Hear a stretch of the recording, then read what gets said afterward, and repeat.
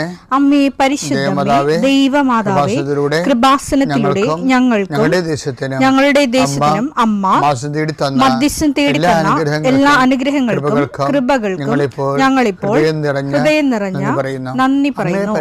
അമ്മേ പരിശുദ്ധമേ, ദൈവമാതാവേ, 2004 ഡിസംബർ 7 ഉച്ചകഴിഞ്ഞ് 2:30 കൃപാസനത്തിൽ സംഭവിച്ച അമ്മയുടെ പ്രത്യക്ഷപ്പെടലിനെക്കുറിച്ച് തിരുസഭയ്ക്ക് സമർപ്പിച്ചിരിക്കുന്ന പഠനരേഖകളുടെ മേൽ സഭാത്മകമായ പഠനം ആരംഭിക്കുവാൻ ഞങ്ങൾ പ്രാർത്ഥിക്കുന്നു.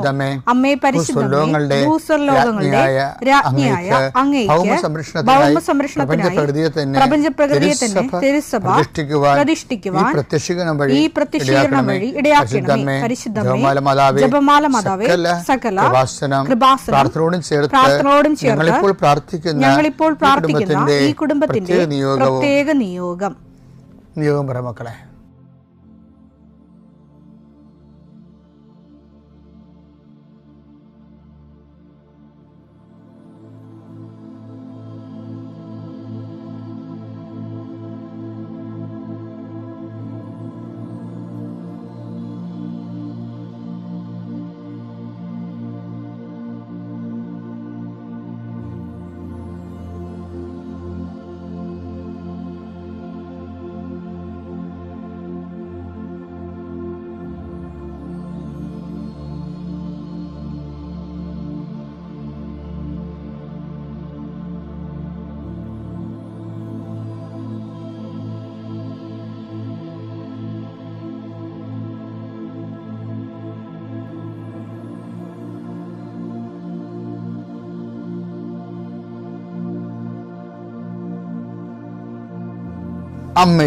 അമ്മയുടെ പ്രത്യക്ഷീകരണത്തിന്റെ ഈ അനുഗ്രഹവേളയിൽ ഞങ്ങൾക്ക് സാധിച്ചു തരുവാൻ കനിയണമേ. ആമേൻ. വിശ്വാസ പ്രമാണം. സർവശക്തനായ പിതാവും ആകാശത്തിന്റെയും ഭൂമിയുടെയും സൃഷ്ടാവുമായ ദൈവത്തിൽ ഞാൻ വിശ്വസിക്കുന്നു. അവിടുത്തെ ഏകപുത്രനും ഞങ്ങളുടെ കർത്താവുമായ ഈശോമിശിഹായിലും ഞാൻ വിശ്വസിക്കുന്നു. ഈ പുത്രൻ പരിശുദ്ധാത്മാവിനാൽ ഗർഭസ്ഥനായി കന്യകാമറിയത്തിൽ നിന്ന് പിറന്ന് പൊന്തിയോസ് പീലാത്തോസിന്റെ കാലത്ത് പീഡകൾ സഹിച്ച് കുരിശിൽ തറയ്ക്കപ്പെട്ട് മരിച്ച് അടക്കപ്പെട്ട് പാതാളങ്ങളിൽ ഇറങ്ങി മരിച്ചവരുടെ ഇടയിൽ നിന്ന് 3-ാം നാൾ ഉയർത്ത് സ്വർഗത്തിലേക്ക് എഴുന്നള്ളി സർവശക്തിയുള്ള പിതാവായ ദൈവത്തിന്റെ വലതുഭാഗത്തിരിക്കുന്നു. അവിടെ നിന്ന് ജീവിക്കുന്നവരെയും മരിച്ചവരെയും വിധിക്കുവാൻ വരുമെന്നും ഞാൻ വിശ്വസിക്കുന്നു. പരിശുദ്ധാത്മാവിലും ഞാൻ വിശ്വസിക്കുന്നു. വിശുദ്ധ കത്തോലിക്കാ സഭയിലും പുണ്യവാന്മാരുടെ ഐക്യത്തിലും പാപങ്ങളുടെ മോചനത്തിലും ശരീരത്തിന്റെ ഉയർപ്പിലും നിത്യമായ ജീവിതത്തിലും ഞാൻ വിശ്വസിക്കുന്നു. ആമേൻ. സുഖസ്ഥനായ ഞങ്ങളുടെ പിതാവേ, അങ്ങയുടെ നാമം പൂജിതമാകണമേ. അങ്ങയുടെ രാജ്യം വരണമേ. അങ്ങയുടെ തിരുമനസ് സ്വർഗത്തിലെ പോലെ ഭൂമിയിലും ആകണമേ. അന്നു വേണ്ടുന്ന ആഹാരം ഇന്ന് ഞങ്ങൾക്ക് തരണമേ. ഞങ്ങളോട് തെറ്റ് ചെയ്യുന്നവരോട് ഞങ്ങൾ ക്ഷമിക്കുന്നത് പോലെ ഞങ്ങളുടെ തെറ്റുകൾ ഞങ്ങളോടും ക്ഷമിക്കണമേ. ഞങ്ങളെ പ്രലോഭനത്തിൽ ഉൾപ്പെടുത്തരുതേ, തിന്മയിൽ ഞങ്ങൾ രക്ഷിക്കണമേ. ആമേൻ. നന്മ നിറഞ്ഞ മറിയമേ, സ്വസ്തി. കർത്താവ് അങ്ങയുടെ കൂടെ സ്ത്രീകളിൽ അങ്ങ് അനുഗ്രഹിക്കപ്പെട്ടവളാകുന്നു. അങ്ങയുടെ ഉദരത്തിൻ ഫലമായി ഈശോ അനുഗ്രഹിക്കപ്പെട്ടവനാകുന്നു. പരിശുദ്ധ മറിയമേ, തമ്പുരാന്റെ അമ്മേ, പാപികളായ ഞങ്ങൾക്ക് വേണ്ടി ഇപ്പോഴും ഞങ്ങളുടെ മരണസമയത്തും തമ്പുരാനോട് അപേക്ഷിക്കണമേ. ആമേൻ. കർത്താവേ, നിന്റെ ഉന്നതമായ നാമത്തിന് സ്തോത്രം ചെയ്യുന്നു. കർത്താവേ, നിന്റെ വിശുദ്ധ പൗരോഹിത്യത്തെ മഹത്വപ്പെടുത്തണമേ. കർത്താവേ, സഭയിലുള്ള സാന്നിധ്യം പ്രകടമാക്കണമേ. 40 വർഷം അർപ്പിച്ച കുർബാനയുടെ യോഗ്യതയാൽ കൃപാസ്ഥാനത്താരെ ജീവനോടെ പ്രത്യക്ഷപ്പെട്ട പരിശുദ്ധ അമ്മയുടെ പ്രത്യക്ഷീകരണ സ്ഥിരീകരണത്തിനായി ഇന്ന് കൃപാസ്ഥാനത്താരെ നടക്കുന്ന 10,000-കണക്കിന് മനുഷ്യരുടെ പ്രാർത്ഥനയോട് കൂടെ ദൈവവേദലെ ഞാൻ നിന്നെ ഈശോനാമത്തിൽ ആശീർവദിക്കുന്നു. കർത്താവേ, ജോലിയില്ലാത്തവര്, വീടില്ലാത്തവര്, ജീവിതത്തിൽ കലഹങ്ങളും ഭിന്നതകൊണ്ട് പിരിഞ്ഞു താമസിക്കുന്ന ജീവിത പങ്കാളികളെ, കുഞ്ഞുങ്ങളുടെ തെറ്റായ അവസ്ഥകൾ കണ്ട് വിഷമിക്കുന്ന മാതാപിതാക്കന്മാരെ, ശാരീരികമായ രോഗങ്ങളെ അവസരപ്പെടുന്നതും രോഗം ആകുന്നതിന് സമയമെടുക്കുന്നില്ലെന്ന് ഓർത്ത് ഉത്കണ്ഠപ്പെടുന്നവരെയും സമർപ്പിച്ച് പ്രാർത്ഥിക്കുന്നു. ഇന്ന് യാത്ര ചെയ്യുന്നവരെ ഇന്നത്തെ യാത്രയ്ക്ക് വേണ്ടി വിധവിധമായ ഒരുക്കിയിരിക്കുന്ന ലക്ഷ്യങ്ങൾ, കണ്ടുമുട്ടുന്ന വ്യക്തികൾ, സംസാരിക്കുന്ന സംഭാഷണങ്ങൾ, എഴുതുന്ന രേഖകൾ, ഒപ്പിടുന്ന ഡോക്യുമെൻറ്റുകൾ, പങ്കെടുക്കുന്ന ഇൻ്റർവ്യൂകൾ, സെൻഡ് ചെയ്യുന്ന മെസ്സേജുകൾ എല്ലാം കർത്താവിൻ്റെ കൃപയാൽ നിറയപ്പെടാനും നീ ഇന്ന് തിരികെ എത്തുന്ന സമയത്ത് കർത്താവിൻ്റെ കൃപ നിന്നിൽ നിറഞ്ഞു നിന്നുകൊണ്ട് സന്തോഷം വന്ന് ഉറങ്ങുവാനും ഇന്നത്തെ ദിവസം മുൻനിർത്തി നീ കണ്ടുമുട്ടുന്ന ഓരോ നിമിഷങ്ങളെയും, നിൻ്റെ ഓരോ സമയങ്ങളെയും, സന്ദർഭങ്ങളെയും എല്ലാം സംരംഭങ്ങളെയും പരിശുദ്ധമ്മ ദൈവമാതാവിൻ്റെ മധ്യസ്ഥത്തിൽ രാത്രിയും തിരിച്ചെത്തുന്നവരെ കർത്താവിൻ്റെ നാമത്തിൽ മാതാവിൻ്റെ മധ്യസ്ഥതയും ഞാൻ നിൻ്റെ ജീവിതത്തെയും നിൻ്റെ കുടുംബത്തെയും ഈശോ നാമത്തെ ആശീർവദിക്കുന്നു. ലാസ്റ്റായിട്ട് അവസാനമായിട്ട് വിശ്വാസ വളർച്ചയുടെ 10 ദിവസത്തിൻ്റെ അനുഭവങ്ങളിലൂടെയാണ് നമ്മൾ സഞ്ചരിക്കുന്നത്. നമുക്ക് 2 10 ദിവസം 5-7 ഒരിക്കൽ കൂടി വായിക്കാം. ഇക്കാരണത്താൽ നിങ്ങളുടെ വിശ്വാസത്തെ സുഹൃതം കൊണ്ടും സുഹൃതത്തെ ജ്ഞാനം കൊണ്ടും ജ്ഞാനത്തെ ആത്മസംയമനം കൊണ്ടും ആത്മസംയമനത്തെ ക്ഷമ കൊണ്ടും ഇതുവരെ അപ്പൊ ജ്ഞാനത്തെ ആത്മസംയമനമാണ്. കാര്യം എന്താ കാര്യം? ജ്ഞാനം അഹങ്കാരം ജനിപ്പിക്കുന്ന കാരണം അതിനെ അതിജീവിക്കണമെങ്കിൽ ജ്ഞാനമുള്ളവർക്ക് എന്ത് ചെയ്യണം? എടുത്തു ചാട്ടാൻ പറ്റത്തില്ല.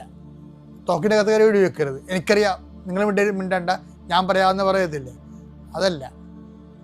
ജ്ഞാനത്തെ ആത്മസംയമനം കൊണ്ടുപോകും. ആത്മസംയമനം പിന്നെന്താ? ആത്മസംയമനത്തിന്റെ പേര് ഒരാൾക്ക് ആത്മസംയമനം ഉണ്ടെങ്കിൽ അതിൻ്റെ അർത്ഥം കൂടിയ നിലവാരമുള്ള വിശ്വാസമായിക്കൊണ്ടെന്ന് എൻ്റെ അർത്ഥം. അതാണ് നിങ്ങൾ മനസ്സിലാക്കണം. എൻ്റെ ആത്മസംയമനത്തെ കുറിച്ചല്ല ഞാൻ പറയണത്. ഞാൻ ഈ ദിവസങ്ങളെല്ലാം പറഞ്ഞു കൊടുക്കുന്ന വിശ്വാസത്തെ വളർച്ചയുടെ വിവിധ പരിഷ്കൃത രൂപങ്ങളെക്കുറിച്ചാണ്. സംസ്കൃത രൂപങ്ങൾ, വിശ്വാസത്തിന്റെ സംസ്കരിക്കപ്പെട്ട രൂപങ്ങൾ. ആത്മസംയമനത്തെ ക്ഷമ കൊണ്ടും ക്ഷമയെ ഭക്തി കൊണ്ടും ഭക്തിയെ സഹോദര സ്നേഹം കൊണ്ടും സഹോദര സ്നേഹത്തെ ഉപവി കൊണ്ടും സമ്പൂർണമാക്കാൻ. അപ്പൊ ഈ സമ്പൂർണമാക്കുക, അപ്പൊ ഇവിടെ എന്തൊക്കെ കാണുന്നത്? എന്താണ് നമ്മൾ ആദ്യം കണ്ടത്? അതായത് ആത്മസംയമനത്തെയാണ്. ഒരാൾക്ക് ആത്മസംയമനം ഉണ്ടാകണമെങ്കിലേ ആത്മസംയമനം ഒരു അരമണിക്കൂർ ആത്മസംയമനം, 5 മിനിറ്റ് ആത്മസംയമനം അല്ല, ദീർഘാത്മസംയമനമാണ്. അതിനാണ് ക്ഷമയാണെന്ന് പറയുന്നത്. ക്ഷമ ഉണ്ടെങ്കിൽ മാത്രമേ ആത്മസംയമനം നമുക്ക് പുരോഗമിക്കാൻ പറ്റത്തുള്ളൂ. അല്ലെങ്കിൽ അരമണിക്കൂർ ആത്മസംയമനം ആയിപ്പോവും. അപ്പം ആത്മസംയമനത്തെ ക്ഷമ കൊണ്ടും, എന്ന് വെച്ചാൽ ആത്മസംയമനം തന്നെ ക്ഷമയെന്ന് പറഞ്ഞാൽ എന്താണ്? സഹിക്കുന്ന സ്നേഹം. ആ സഹിക്കുന്ന സ്നേഹം ആത്മസംയമനം ഉള്ളിടത്തെല്ലാം അത് പ്രൊലോങ് ചെയ്ത് കിട്ടണമെന്നുണ്ടെങ്കിൽ സഹിക്കുന്ന സ്നേഹം അഭ്യസിക്കണം. ഈ സഹിക്കുന്ന സ്നേഹം എന്ന് പറയുന്ന ആത്മസംയമനം എന്ന് പറയുന്നത് വിശ്വാസം തന്നെയാണ്. വിശ്വാസത്തിൻ്റെ ഏറ്റവും റിഫൈൻഡ് രൂപമാണ്. വിശ്വാസം തന്നെയാണ് നമുക്കത് ഫീൽ ചെയ്യണത്, കിട്ടണത്. ആത്മസംയമനത്തെ ക്ഷമ കൊണ്ടും, പിന്നെന്താണ്? ക്ഷമയെ ഭക്തി കൊണ്ടും. ഇത്രയും കാര്യങ്ങൾ ഉള്ളവർക്ക് മാത്രമേ ഭക്തി ഉണ്ടായിട്ട് കാര്യമുള്ളൂ. ഭക്തി എന്ന് പറയുന്നത് ഭഗവാനുമായിട്ടുള്ള ഒട്ടലാണ്, തിക്തം. ഭഗവാനുമായിട്ട് തിക്തമായിരിക്കുന്ന സംഭവമാണ് ഭക്തി. രക്തം, രജോ ഗുണവുമായിട്ട് ഒട്ടി നിൽക്കുന്നത്, അതാണ് രക്തം. ഭക്തി എന്ന് പറയുന്നത് ഭഗവാനുമായിട്ട് ഒട്ടി നിൽക്കുന്നത് ഭക്തി. അപ്പം ദൈവമായിട്ട് ഒട്ടി നിൽക്കുന്ന പരിപാടിക്കാണ് ഭക്തി എന്ന് പറയണത്. ആ ദൈവമായിട്ട് ഒട്ടി നിൽക്കണമെന്നുണ്ടെങ്കിൽ കൈകൾ കൂപ്പി കമന്നടിച്ച് വീണിട്ട് കാര്യമില്ല. അതിനുള്ളിൽ എന്തൊക്കെ വേണം? ദൈവമായിട്ട് ഒട്ടി നിൽക്കണമെന്നുണ്ടെങ്കിൽ എന്ത് ചെയ്യണം? വിശ്വാസത്തെ സുഹൃതം കൊണ്ടും സുഹൃതത്തെ ജ്ഞാനം കൊണ്ടും ജ്ഞാനത്തെ ആത്മസംയമനം കൊണ്ടും ആത്മസംയമനത്തെ ക്ഷമ കൊണ്ടും ക്ഷമയെ ഭക്തി. അത്രയും ക്ഷമ വരെ വന്നാൽ മാത്രമേ ദൈവമായിട്ട് ഒട്ടാൻ പറ്റത്തുള്ളൂ. ദൈവമായിട്ട് ഒട്ടി നിൽക്കണം. ദൈവത്തെ കെട്ടിക്കഴിഞ്ഞാൽ പിന്നെ വേറെ ഒന്നും കിട്ടില്ലെങ്കിലും കുഴപ്പമൊന്നുമില്ല. ഭക്തി നമുക്ക് തരണത് എന്താണെന്ന് ചോദിച്ചു കഴിഞ്ഞാൽ ഭക്തി തരണത് സംതൃപ്തിയാണ്. ശരിക്കും ആരിലുള്ള സംതൃപ്തി? ദൈവത്തിലുള്ള സംതൃപ്തി. അതുകൊണ്ട് എപ്പോഴും ഭക്തിയെ എന്താണ് ചെയ്യേണ്ടത്? ഭക്തി ഉണ്ടെങ്കിൽ ഈ ഭക്തി പ്രസരിപ്പിക്കുന്നതും കൈമാറേണ്ടതും ഭക്തിയിലൂടെ നേടിയെടുത്ത കൃപ എല്ലാം കൈമാറുന്നത് എല്ലാം സഹോദര സ്നേഹത്തിലൂടെയാണ്. സഹോദര സ്നേഹത്തെ ഉപവികൊണ്ടും ഉപവിപ്രവർത്തനങ്ങളെ ഉപവികൊണ്ടും സമ്പൂർണ്ണമാക്കുവിൻ. അപ്പോൾ ഉപവി എന്ന് പറയുന്നത് വിശ്വാസത്തിൻ്റെ തന്നെ മുന്തിയ രൂപമാണ്. അപ്പോൾ വിശ്വാസ വളർച്ചയാണ് ഈ ആഴ്ച മുഴുവൻ നമ്മൾ കണ്ടത്. അതിൻ്റെ മുന്തിയ രൂപങ്ങളുടെ ഓരോ രൂപങ്ങളെയും നമ്മൾ കണ്ടു. വിശ്വാസ വളർച്ച ഇതെല്ലാം നിനക്കുണ്ടെങ്കിൽ നീ കടുത്ത ദൈവവിശ്വാസിയായിട്ട് ദൈവം നിന്നെ കാണുന്നുവെന്നതിൻ്റെ അർത്ഥം. ഇല്ലെങ്കിൽ നീ അവിശ്വാസിയായി തുടരുന്നുവെന്നാണ്. അങ്ങനെ സംഭവിക്കാതെ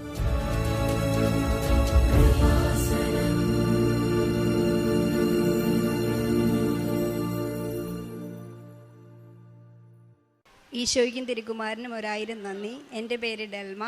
ഞാൻ പറവൂർ സെൻറ്റ് ജോസഫ് ഇടവക ആലപ്പുഴയിൽ നിന്ന് വരുന്നു. എനിക്ക് മാതാവ് ഒരു ഗവൺമെൻറ് ജോലി നൽകി അനുഗ്രഹിച്ചതിന് നന്ദി പറയാനാണ് ഞാൻ വന്നത്. ഞാൻ 10 വർഷമായിട്ടുള്ള എൻ്റെ ഏറ്റവും വലിയൊരു ആഗ്രഹമായിരുന്നു ഒരു ഗവൺമെൻറ് ജോലി എന്നുള്ളത്. അതും ഞാൻ നഴ്സാണ്. നഴ്സിംഗായിട്ട് തന്നെ എനിക്ക് കിട്ടണമെന്ന് വലിയൊരു ആഗ്രഹമായിരുന്നു. 2019 നവംബറിലാണ് ഞാൻ ഇവിടെ വന്ന് ഉടമ്പടി എടുക്കുന്നത്. പക്ഷെ മാതാവിൻ്റെ തീരുമാനങ്ങളൊക്കെ ഒത്തിരി വേറെയായിരുന്നെന്ന് എനിക്ക് തോന്നുന്നത്. കാര്യം വെച്ചാൽ ഞാൻ ഒത്തിരി ഫൈനാൻഷ്യലി ഒട്ടും സ്റ്റേബിൾ അല്ലാത്തൊരു ഫാമിലിയിൽ നിന്നായിരുന്നു ഞാൻ വരുന്നത്.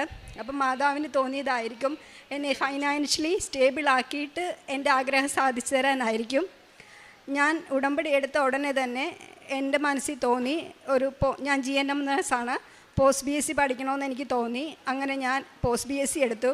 ഒത്തിരി ലിമിറ്റേഷൻസൊക്കെ ഉണ്ടെങ്കിലും ഞാൻ ജോലി ചെയ്തുകൊണ്ട് തന്നെ എനിക്ക് പോസ്റ്റ് BSc കംപ്ലീറ്റ് ചെയ്യാൻ പറ്റി. അതും ഫസ്റ്റ് ക്ലാസ്സോടുകൂടി തന്നെ ഞാൻ പാസ്സായി ഇറങ്ങിക്കഴിഞ്ഞ് ഇവിടെ വന്ന് മാതാവിനോട് പ്രാർത്ഥിച്ചു, മാതാവേ എനിക്കൊരു ഗവൺമെൻറ് ജോലി നൽകി അനുഗ്രഹിക്കണമെന്ന്. പക്ഷേങ്കിൽ എനിക്ക് എങ്ങനെയാണെന്ന് അറിയത്തില്ല, ഒരിക്കലും ഞാൻ പ്രതീക്ഷിക്കാത്തൊരു കാര്യമാണ്. എനിക്ക് മസ്കറ്റിൽ മിനിസ്ട്രിയിൽ ഒരു ഗവൺമെൻറ്റിൻ്റെ ഇൻ്റർവ്യൂ വന്നു. പെട്ടെന്ന് തന്നെ മനസ്സിൽ തോന്നി ഞാൻ ആ എക്സാം എഴുതാൻ വേണ്ടി പ്രോമെട്രി എഴുതാൻ. എനിക്ക് മലയാളം മീഡിയത്തിൽ പഠിച്ചത് കാരണം ഇംഗ്ലീഷ് ഞാൻ പഠിക്കുന്ന കാര്യങ്ങൾ ഒത്തിരി നേരെ ഇരുന്ന് കഷ്ടപ്പെട്ട് പഠിച്ച് ഞാൻ എഴുതി വെക്കുന്നതല്ലാണ്ട് ഒരു OMR ക്വസ്റ്റ്യൻസ് ഒന്നും എന്നെക്കൊണ്ട് എഴുതാൻ അത്രയും ഞാൻ ആയിട്ടില്ല. കാരണം ഞാൻ കുറേ നേരം എനിക്കിത് വായിച്ചു കഴിഞ്ഞാൽ കുറച്ച് നേരം പിടിക്കും എനിക്കിത് മനസ്സിലാക്കി വരാൻ. അപ്പോൾ ഷോർട്ട് ക്വസ്റ്റ്യൻസൊക്കെ എനിക്ക് ഒത്തിരി ഞാൻ പുറകോട്ടാണ്. എഴുതുന്നത് അത്രയും ഞാൻ എഴുതി വയ്ക്കും, അല്ലാണ്ട് ഷോർട്ട് ക്വസ്റ്റ്യൻസ് എനിക്ക് ഒത്തിരി പാടാണ്. എന്നെയാണ് മാതാവ് 100-ൽ 93 മാർക്ക് നൽകി പ്രോമെട്രീനെ പാസ്സാക്കി. അതുപോലെ തന്നെ അതിൻ്റെ ഇൻ്റർവ്യൂ ബാംഗ്ലൂർ വെച്ചായിരുന്നു. അപ്പോൾ മിനിസ്ട്രിയുടെ ഇൻ്റർവ്യൂ ഒക്കെ എനിക്ക് ഭയങ്കര പേടിയുള്ള കൂട്ടത്തിലാണ്. ആരെങ്കിലും മുന്നിൽ നിന്ന് സംസാരിക്കാനോ അങ്ങനെയൊക്കെ എനിക്ക് ഭയങ്കര ബുദ്ധിമുട്ടുള്ള ആളാണ്. ഇപ്പോൾ എനിക്കറിയാമെങ്കിൽ കൂടി എൻ്റെ പുറത്തോട്ട് വരത്തില്ല. അപ്പം ഞാൻ മാതാവിൻ്റെ കാശുരൂപം മുറുകെ പിടിച്ച് ഉടമ്പടി നേർച്ച വസ്തുക്കളൊക്കെ ഉപയോഗിച്ചിട്ടാണ് ഞാൻ ആ ഇൻ്റർവ്യൂവിന് പോകുന്നത്. ആ സമയത്ത് എൻ്റെ മനസ്സിലുണ്ടായിരുന്നത് മിനിസ്ട്രി കിട്ടിയില്ലെങ്കിലും പ്രൈവറ്റിലാണെങ്കിലും പോകാമെന്ന് വിചാരിച്ചാണ് ഞാൻ അവിടെ ചെന്നത്. അത് ഞാൻ തിയേറ്റർ എക്സ്പീരിയൻസ് ആണ്. അപ്പോൾ തിയേറ്ററിൽ നിന്ന് ഒത്തിരി ക്വസ്റ്റ്യൻസൊക്കെ വരും. പക്ഷേങ്കിൽ അവിടെ ആദ്യം ചെന്നിരുന്നപ്പോൾ തന്നെ അവർ ചോദിച്ചു തിയേറ്റർ എക്സ്പീരിയൻസ് ഉള്ള ആൾക്കാർ ആരാണ്, അവരാണ് ഫസ്റ്റ് വരേണ്ടതെന്ന്. എനിക്കറിയത്തില്ല ആ സമയത്ത് എനിക്ക് കിട്ടിയ ധൈര്യം എവിടെ നിന്നാന്ന് എനിക്ക് തന്നെ അറിയത്തില്ല ഞാൻ എങ്ങനെയാണ് ആ സംസാരിച്ചതെന്നോ. പക്ഷേങ്കിൽ ആദ്യത്തെ ഇൻ്റർവ്യൂ ആളായിട്ട് ഞാൻ പോവുകയും ചോദിച്ചതിനെല്ലാം ഫുൾ അവരുടെ മനസ്സിൽ ഉദ്ദേശിച്ച ക്വസ്റ്റ്യൻസ് എന്താണ്, ആൻസേഴ്സ് എന്താണോ അതാണ് എൻ്റെ മനസ്സിൽ നിന്ന് വന്നത് ഞാൻ പറഞ്ഞതും. അപ്പം തന്നെ എനിക്ക് സെലക്ട് ആവുകയും ഞാൻ ആഗ്രഹിച്ചെടുത്തെന്നല്ല മാതാവ് ആഗ്രഹിച്ച പോലെ എനിക്ക് മിനിസ്ട്രിയിൽ ഒരു ജോലി കിട്ടി. അങ്ങനെ ഫൈനാൻഷ്യലി നല്ല സ്റ്റേബിളാക്കി. പിന്നെ ഞാൻ 10 വർഷമായിട്ടുള്ള എൻ്റെ ഒരു ആഗ്രഹമായിരുന്നു ഒരു ഗവൺമെൻറ് ജോലി എന്നുള്ളത്. അപ്പോൾ എൻ്റെ ഏജ് ഓവർ ആകുന്ന ടൈമായിരുന്നു ഇത്. ആ സമയത്ത് ഞാൻ ലീവിന് ഇവിടെ വന്നു ഉടമ്പടി പുതുക്കി ജോസഫ് അച്ഛനെ കാണാനുള്ള അനുഗ്രഹം എനിക്കുണ്ടായി. അങ്ങനെ ഞാനിവിടെ നിന്ന് പ്രാർത്ഥിച്ച് ഉടമ്പടി നേർച്ച വസ്തുക്കളൊക്കെ ഉപയോഗിച്ചിട്ടാണ് ഞാൻ എക്സാമിന് വേണ്ടി പോകുന്നത്. ഇവിടുത്തെ ലാസ്റ്റ് എൻ്റെ PSc എക്സാം ആയിരുന്നു, ഗവൺമെൻറ് സർവീസിലേക്കുള്ള എൻ്റെ അവസാന ചാൻസ് വരുന്നത്. എക്സാം ഒത്തിരി ടഫായിരുന്നു എങ്കിലും ഫസ്റ്റ് ഇതിൽ തന്നെ എനിക്ക് ആ ജോലിയിൽ പ്രവേശിക്കാൻ മാതാവ് എന്നെ അനുഗ്രഹിച്ചു. ഞാനിപ്പോൾ വന്നത് എനിക്ക് ജോലി കിട്ടി, അപ്പോയിൻമെൻറ്റ് ഓർഡർ എല്ലാം കിട്ടി, ഞാൻ ജോലിയിൽ പ്രവേശിച്ചു. ആദ്യ സമയത്ത് പ്രവേശിക്കുന്നതിന് മുന്നേ തന്നെ ഞാനിവിടെ ഉടമ്പടി സാക്ഷ്യം പറയാൻ ആഗ്രഹിച്ചതായിരുന്നു. അപ്പോൾ ഉടമ്പടി പുതുക്കിയിട്ട് വേണം സാക്ഷ്യം പറയാൻ. അപ്പോൾ ഒത്തിരി ലേറ്റാകും, എനിക്ക് പിറ്റേ ദിവസം ഡ്യൂട്ടിക്ക് കയറേണ്ട ഉള്ളതുകൊണ്ട് ഞാൻ പ്രാർത്ഥിച്ചിട്ട് തിരികെ പോയി. ആദ്യത്തെ ഓഫിന് തന്നെ ഞാൻ ഇവിടെ വന്നു, ഉടമ്പടി പുതുക്കി. എനിക്ക് മാതാവ് തന്ന ഈ ജോലി അത് ഉറപ്പായിട്ട് എൻ്റെ ഒരു ഇതുകൊണ്ടല്ല, എൻ്റെ മെറിറ്റ് കൊണ്ട് ഒരിക്കലും എനിക്ക് കിട്ടത്തില്ല. കാര്യം വെച്ചാൽ ഒരു സാധാരണ ഒരു കൊച്ചാണ് ഞാൻ. വീട്ടുകാരുടെ നിർബന്ധം കൊണ്ടും അവരുടെ ബുദ്ധിമുട്ട് മനസ്സിലാക്കി മാത്രമാണ് ഞാൻ ഈ ജോലിക്ക് ഇറങ്ങി തിരിച്ചതും ഇതിൻ്റെ ഇങ്ങനെ കണ്ടിന്യൂ ചെയ്ത് പോകുന്നതും. പക്ഷേങ്കിൽ മാതാവ് എന്നെ ഇത്രയധികം ഉയർത്തിയത്, മാതാവിനും തിരുക്കുമാരനും 1000 നന്ദി പറയാൻ മാത്രമേ എനിക്ക് കഴിയുന്നുള്ളൂ. ഈ 10 വർഷമായിട്ട് എനിക്ക് കിട്ടിയ ജോലിയിൽ ഞാൻ ഒത്തിരി സന്തോഷവതിയാണോ എന്ന് ചോദിച്ചാൽ അതിനേക്കാൾ സന്തോഷം എനിക്ക് മാതാവ് എന്നെ പരിഗണിച്ചു എന്നുള്ളതിലാണ് ഞാൻ ഏറ്റവും അധികമായിട്ട് സന്തോഷിക്കുന്നത്. അതിന് മാതാവിനും തിരുക്കുമാരനും 1000 നന്ദി. പിന്നെ എൻ്റെ കാരുണ്യ പ്രവർത്തികളെന്ന് പറയാനെന്ന് വെച്ചാൽ, ഞാനിപ്പോൾ ഗൾഫിലായിരുന്നുകൊണ്ട് എനിക്ക് കിട്ടുന്ന സാലറിയുടെ 1% ഞാൻ അനാഥാലയത്തിലേക്ക് അയച്ചു കൊടുക്കുമായിരുന്നു. പിന്നെ നാട്ടിൽ വരുന്ന സമയത്ത് എന്നാ കഴിയുന്നവർക്കൊക്കെ ഞാൻ സഹായിക്കാറുണ്ട്. പിന്നെ പത്രം ഞാനിവിടെ വരുന്ന സമയത്ത് ഞാൻ പത്രം മേടിച്ച് എല്ലാവർക്കും വിതരണം ചെയ്യാറുണ്ട്. അല്ലാത്ത സമയത്ത് സാക്ഷ്യങ്ങളൊക്കെ കേൾക്കുകയും അത് ഷെയർ ചെയ്യുകയും എല്ലാം ഞാൻ സോഷ്യൽ മീഡിയ വഴി ഞാൻ നല്ല രീതിയിൽ ഈ സാക്ഷ്യങ്ങളൊക്കെ പ്രചരിപ്പിക്കാറുണ്ട്. പിന്നെ ജോസഫ് അച്ഛൻ്റെ ധ്യാനം ഞാൻ മുടങ്ങാതെ കേൾക്കാറുണ്ടായിരുന്നു. ഇടയ്ക്ക് ഉടമ്പടി ഞാൻ ഉഴപ്പുമെങ്കിലും ഉടമ്പടി പ്രാർത്ഥനകളും ഉടമ്പടി ധ്യാനവും ഞാൻ മുടക്കാറില്ല. എൻ്റെ എല്ലാ കാര്യങ്ങളിലും ഞാനിപ്പോൾ നീങ്ങിക്കൊണ്ടിരിക്കുന്നതിനെ ഈ ഉടമ്പടിയിൽ ഇങ്ങനെ ജീവിക്കുന്നതുകൊണ്ട് മാത്രമാണ്. അല്ലെങ്കിൽ എങ്ങുമെത്താതെ ഒരിക്കലും നല്ല രീതിയിലാകാതെ ഞാൻ സാധാരണ ആൾക്കാരെ പോലെ ഇങ്ങനെ ജീവിച്ചു പോയേനെ. മാതാവിനും തിരുക്കുമാരനും ഇവിടെ വരാൻ സാധിച്ച, കൃപാസനത്തിൽ വരാൻ സാധിച്ചതിന് ഉടമ്പടി എത്തിയതിന് ഞാൻ 1000 നന്ദി പറയുന്നു. ജെറമിയ 29:12 മുതൽ 14 വരെ തിരുവചനങ്ങൾ. നിങ്ങൾ എന്നെ വിളിച്ചപേക്ഷിക്കും, എൻ്റെ അടുക്കൽ വന്ന് പ്രാർത്ഥിക്കും, ഞാൻ നിങ്ങളുടെ പ്രാർത്ഥന ശ്രവിക്കും. നിങ്ങൾ എന്നെ അന്വേഷിക്കും, പൂർണ്ണ ഹൃദയത്തോടെ അന്വേഷിക്കുമ്പോൾ എന്നെ കണ്ടെത്തും. നിങ്ങൾ എന്നെ കണ്ടെത്തുവാൻ ഞാൻ ഇടയാക്കുമെന്ന് കർത്താവ് അരുളി ചെയ്യുന്നു. ഞാൻ നിങ്ങളുടെ ഐശ്വര്യം പുനഃസ്ഥാപിക്കും. ഡെൽമ എന്ന ഈ മകളുടെ ഉടമ്പടി പ്രകാരമുള്ള സുന്ദരമായ സാക്ഷ്യമാണ് നാം കേട്ടത്. പഠിക്കുവാൻ വളരെ ആവറേജായിരുന്ന മകൾ പരിശുദ്ധമ്മയുടെ സംരക്ഷണയിൽ തൻ്റെ ജീവിതത്തെ ഉടമ്പടി പ്രകാരം സമർപ്പിച്ച് പ്രാർത്ഥിച്ചു തുടങ്ങുമ്പോൾ, ജീവിച്ചു തുടങ്ങുമ്പോൾ മകളുടെ ജീവിതത്തിൽ വന്ന വലിയ വലിയ അനുഗ്രഹങ്ങളെക്കുറിച്ചാണ് നമ്മളോട് മകൾ സൂചിപ്പിച്ചത്. ഒന്ന്, പോസ്റ്റ് നഴ്സിംഗ് പഠിക്കുവാനുള്ള സാധ്യത മകൾക്ക് തുറന്നു കിട്ടി. അത് മകൾ ജയിച്ചു. അപചാരിതമായി മകൾക്ക് വിദേശത്ത് ഗവൺമെൻറ്റിൻ്റെ മിനിസ്ട്രിയുടെ നഴ്സിംഗ് ആശുപത്രികളിലേക്കുള്ള ഇൻ്റർവ്യൂ അത് വന്നു. അതിൻ്റെ പരീക്ഷ പാസ്സായി. ഇൻ്റർവ്യൂവിൽ ഏറ്റവും മികച്ച മാർക്കോടുകൂടി അവിടെ ജോലി നേടുവാൻ മകളെ സഹായിക്കുകയും ചെയ്തു. മകൾ പലതവണ എടുത്തു പറഞ്ഞു, ആദ്യം മുതലേ എൻ്റെ ഉള്ളിലുള്ള ആഗ്രഹം ഗവൺമെൻറ് ജോലി കിട്ടണം എന്നുള്ളതായിരുന്നു. എന്നിട്ട് അവൾ കിട്ടിയ ഗവൺമെൻറ് ജോലി അംഗീകരിക്കുന്നില്ല എന്നുള്ളതാണ് പ്രശ്നം. അവിടെ വിദേശത്ത് സർക്കാരിൻ്റെ ജോലി തന്നെയാണ് അവൾക്ക് മാതാവ് കൊടുത്തത്. അവൾ ഉദ്ദേശിച്ച ജോലി ഇവിടെ PSC ജോലിയാണെന്നേ ഉള്ളൂ. അവിടെ ഇനി രണ്ടാമത്തെ ഒരു കാര്യം മാതാവ് സഹായിച്ചത് അവൾ എടുത്തു പറയുന്നുണ്ട്. വളരെ സാമ്പത്തികമായ പരിമിതമായ സാഹചര്യത്തിൽ ജീവിതം നിൽക്കുമ്പോഴാണ് ഒട്ടും പ്രതീക്ഷിക്കാതെ വിദേശത്തേക്ക് പോകുവാനുള്ള വഴി തുറക്കുന്നതും അവിടെ ജോലി കിട്ടുമോ എന്ന് പോലും അറിയാതെ ഓരോ കാര്യവും നീക്കുമ്പോൾ മാതാവ് കൈപിടിച്ചവിടെ കൊണ്ടുചെന്ന് കുടുംബം ഒന്ന് സുരക്ഷിതമാക്കുന്ന, സാമ്പത്തികമായ ഭദ്രത എത്തിക്കുന്ന നാൾ വരെയും അവിടെ ജോലി കൃത്യമായി മകൾക്ക് നൽകി മകളുടെ കുടുംബത്തിൻ്റെ സാമ്പത്തിക സാഹചര്യങ്ങളെ ഐശ്വര്യപ്പെടുത്തി അനുഗ്രഹിച്ചുവെന്ന് സാക്ഷ്യപ്പെടുത്തുകയാണ്. പിന്നീടാണ് നാട്ടിലേക്ക് വരുമ്പോൾ വീണ്ടും അടുത്ത പരീക്ഷ, സർക്കാരിൻ്റെ PSC പരീക്ഷ നഴ്സിങ്ങിന് വേണ്ടി എഴുതുവാനുള്ള ചാൻസ് വരുന്നത്. അവൾ പറഞ്ഞു അതിൻ്റെ ലാസ്റ്റ് ചാൻസാണ്. അവളോട് ചോദിച്ചിരുന്നു, എത്ര പരീക്ഷകൾ എഴുതിയിട്ടുണ്ട്? 10, 15, 20 പരീക്ഷ എഴുതിയിട്ടുണ്ട്. ഒരു പരീക്ഷയും ഒരു ലിസ്റ്റിലും എത്തിയിട്ടുമില്ല. എന്ന് വെച്ചാൽ ആ പഠിക്കുവാൻ ആവറേജാണ്. എൻ്റെ പരിശ്രമം കൊണ്ട് ഒരു ജോലിയിലേക്ക് എത്തുവാൻ എനിക്ക് സാധ്യതയില്ല എന്ന് മകൾ തുറന്നു പറയുന്നതിൻ്റെ അടയാളം തന്നെയാണത്.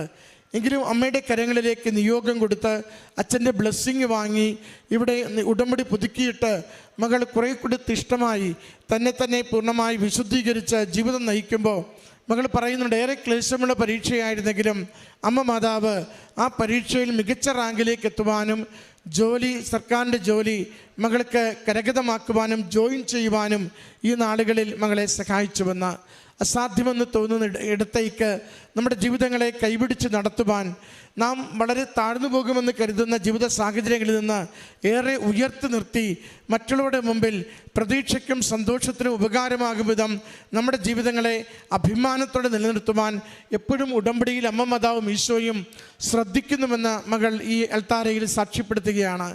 അത് മകളുടെ വാക്കുകളിൽ പലവരു അവൾ പറയുന്നുണ്ട്.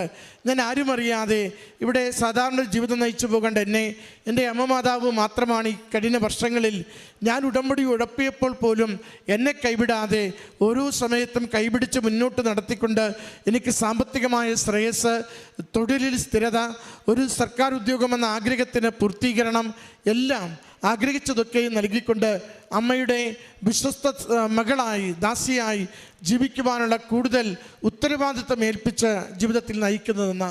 പ്രിയമുള്ളവരെ, ഉടമ്പടി നമുക്ക് കയ്യെത്തിപ്പിടിക്കാവുന്ന വിഷയങ്ങൾക്ക് വേണ്ടി പ്രാർത്ഥിക്കുന്ന കാര്യമല്ല. ഉടമ്പടി പരിശ്രമത്തിൽ നേടാനാവുന്ന കാര്യങ്ങളെ അമ്മയുടെ കരങ്ങളിൽ കൊടുക്കുവാനുമല്ല പറയുന്നത്. എന്താണോ അസാധ്യമായി നിൽക്കുന്നത്, എന്താണോ കൈവിട്ടു പോയത്, എന്താണോ നിരന്തരം പരിശ്രമിച്ച് പരാജയപ്പെട്ടത്, അത് അമ്മയുടെ കരങ്ങളിൽ കൊടുത്തുകൊണ്ട് ദൈവകൃപയിലും ദൈവശക്തിയിലും ആശ്രയിച്ച് നമ്മുടെ ജീവിതത്തെ ക്രമപ്പെടുത്തുവാനാണ് എന്നും മരിയൻ ഉടമ്പടി ജീവിതം നമ്മളോട് ആവശ്യപ്പെടുന്നത്.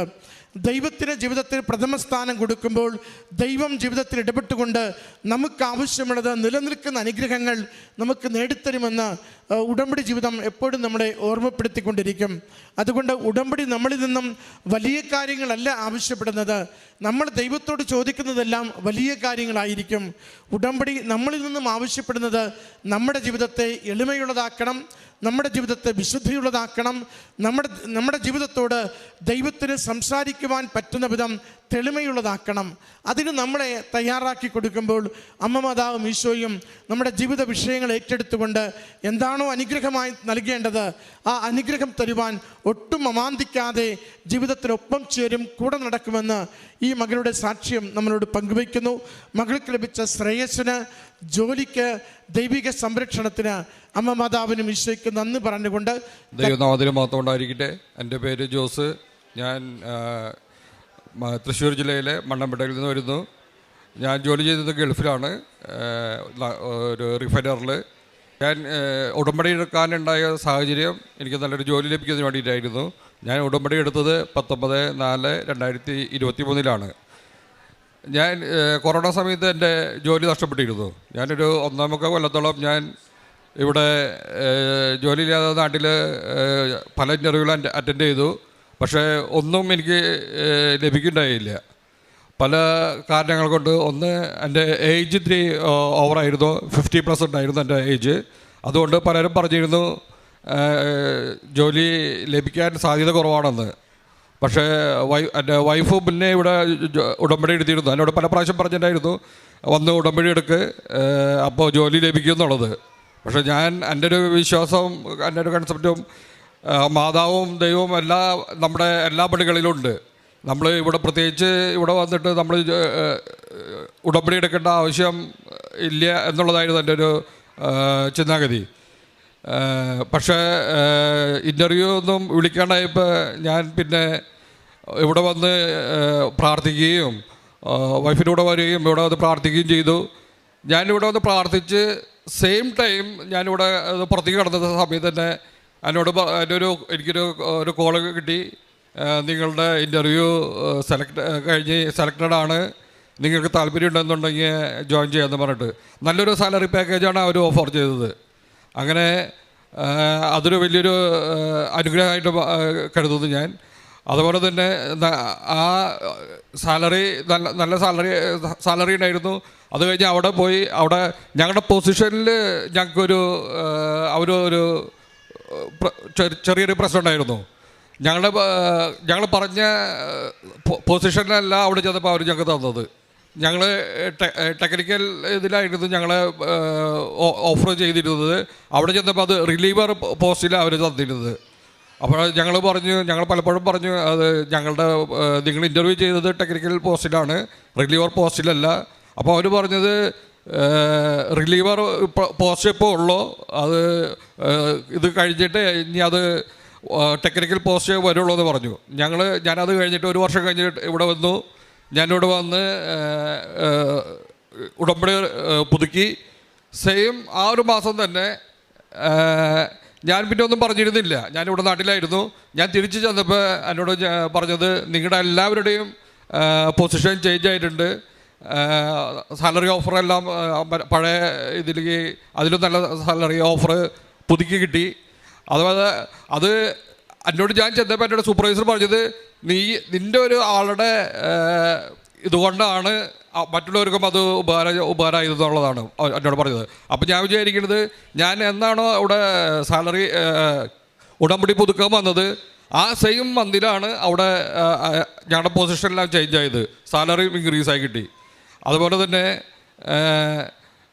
രണ്ടാമതുണ്ടായിരുന്നത് ഞങ്ങളുടെ മെഡിക്കലുണ്ട്. ഞാൻ റിഫൈനറിലാണ് ജോലി ചെയ്യുന്നത്. അപ്പോൾ എല്ലാ വർഷത്തിലും ഞങ്ങൾക്ക് മെഡിക്കലുണ്ട്, പീരിയോഡിക് മെഡിക്കൽ എക്സാം. ഞാൻ 2 പ്രാവശ്യം അതിനകത്ത് ഫെയിലായിപ്പോയി. അപ്പോൾ എന്നോട് പലരും പറഞ്ഞു പല തരത്തിലുള്ള ഇതിൻ്റെ എളുപ്പവഴികളുണ്ട്, നീ അത് അതേപോലെ ചെയ്യാൻ പറഞ്ഞു. ഞാൻ പറഞ്ഞു ഞാൻ ഉടമ്പടിയിലാണ്, എനിക്കങ്ങനെ ചെയ്യാൻ പറ്റില്ല എന്ന് പറഞ്ഞു. അങ്ങനെ ഞാൻ തൈലവും ഉപ്പും ഉപയോഗിച്ച് ഞാൻ മെഡിക്കൽ ടെസ്റ്റ് 3ാമത് ടെസ്റ്റിന് പോയി.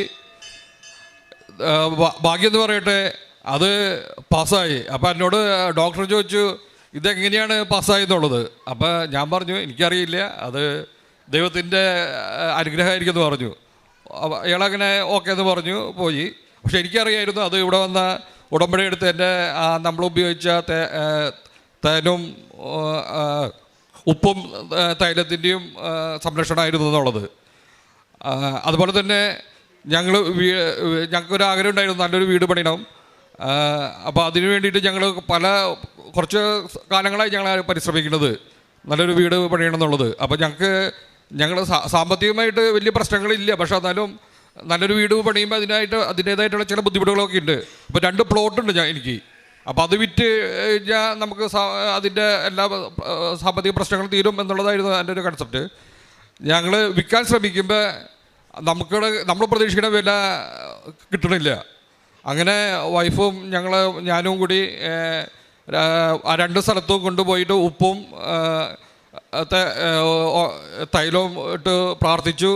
അതിൻ്റെ ഫലമായിട്ട് യാതൊരു കുഴപ്പം കൂടാതെ ഞങ്ങളുടെ വീട് പണിക്ക് കഴിയണതിന് മുന്നേ തന്നെ 2 വസ്തുവും വിറ്റ് പോകാനും അതിൻ്റെ ആ പൈസ കൊണ്ട് വീട് പണിയാനും സാധിച്ചു. അതുപോലെ അതാണ് എനിക്ക് ലഭിച്ച അനുഗ്രഹങ്ങൾ. അതുപോലെ തന്നെ പ്രേക്ഷിത പ്രവർത്തനമായിട്ട് നമുക്ക് ഗൾഫിൽ ഇങ്ങനെ ഇതേപോലെ പ്രേക്ഷിത പ്രവർത്തനമൊന്നും ചെയ്യാൻ പറ്റില്ല. എന്നിരുന്നാലും അവിടെ പുറത്ത് ജോലി ചെയ്യുന്ന മറ്റുള്ള കൺട്രികളെ സഹോദരങ്ങളുണ്ടായിരിക്കും. അവർക്ക് നമ്മളെ കൊണ്ടാകാവുന്ന തരത്തിലുള്ള സാമ്പത്തികമായിട്ടുള്ള സഹായങ്ങൾ കൊടുക്കാറുണ്ട്.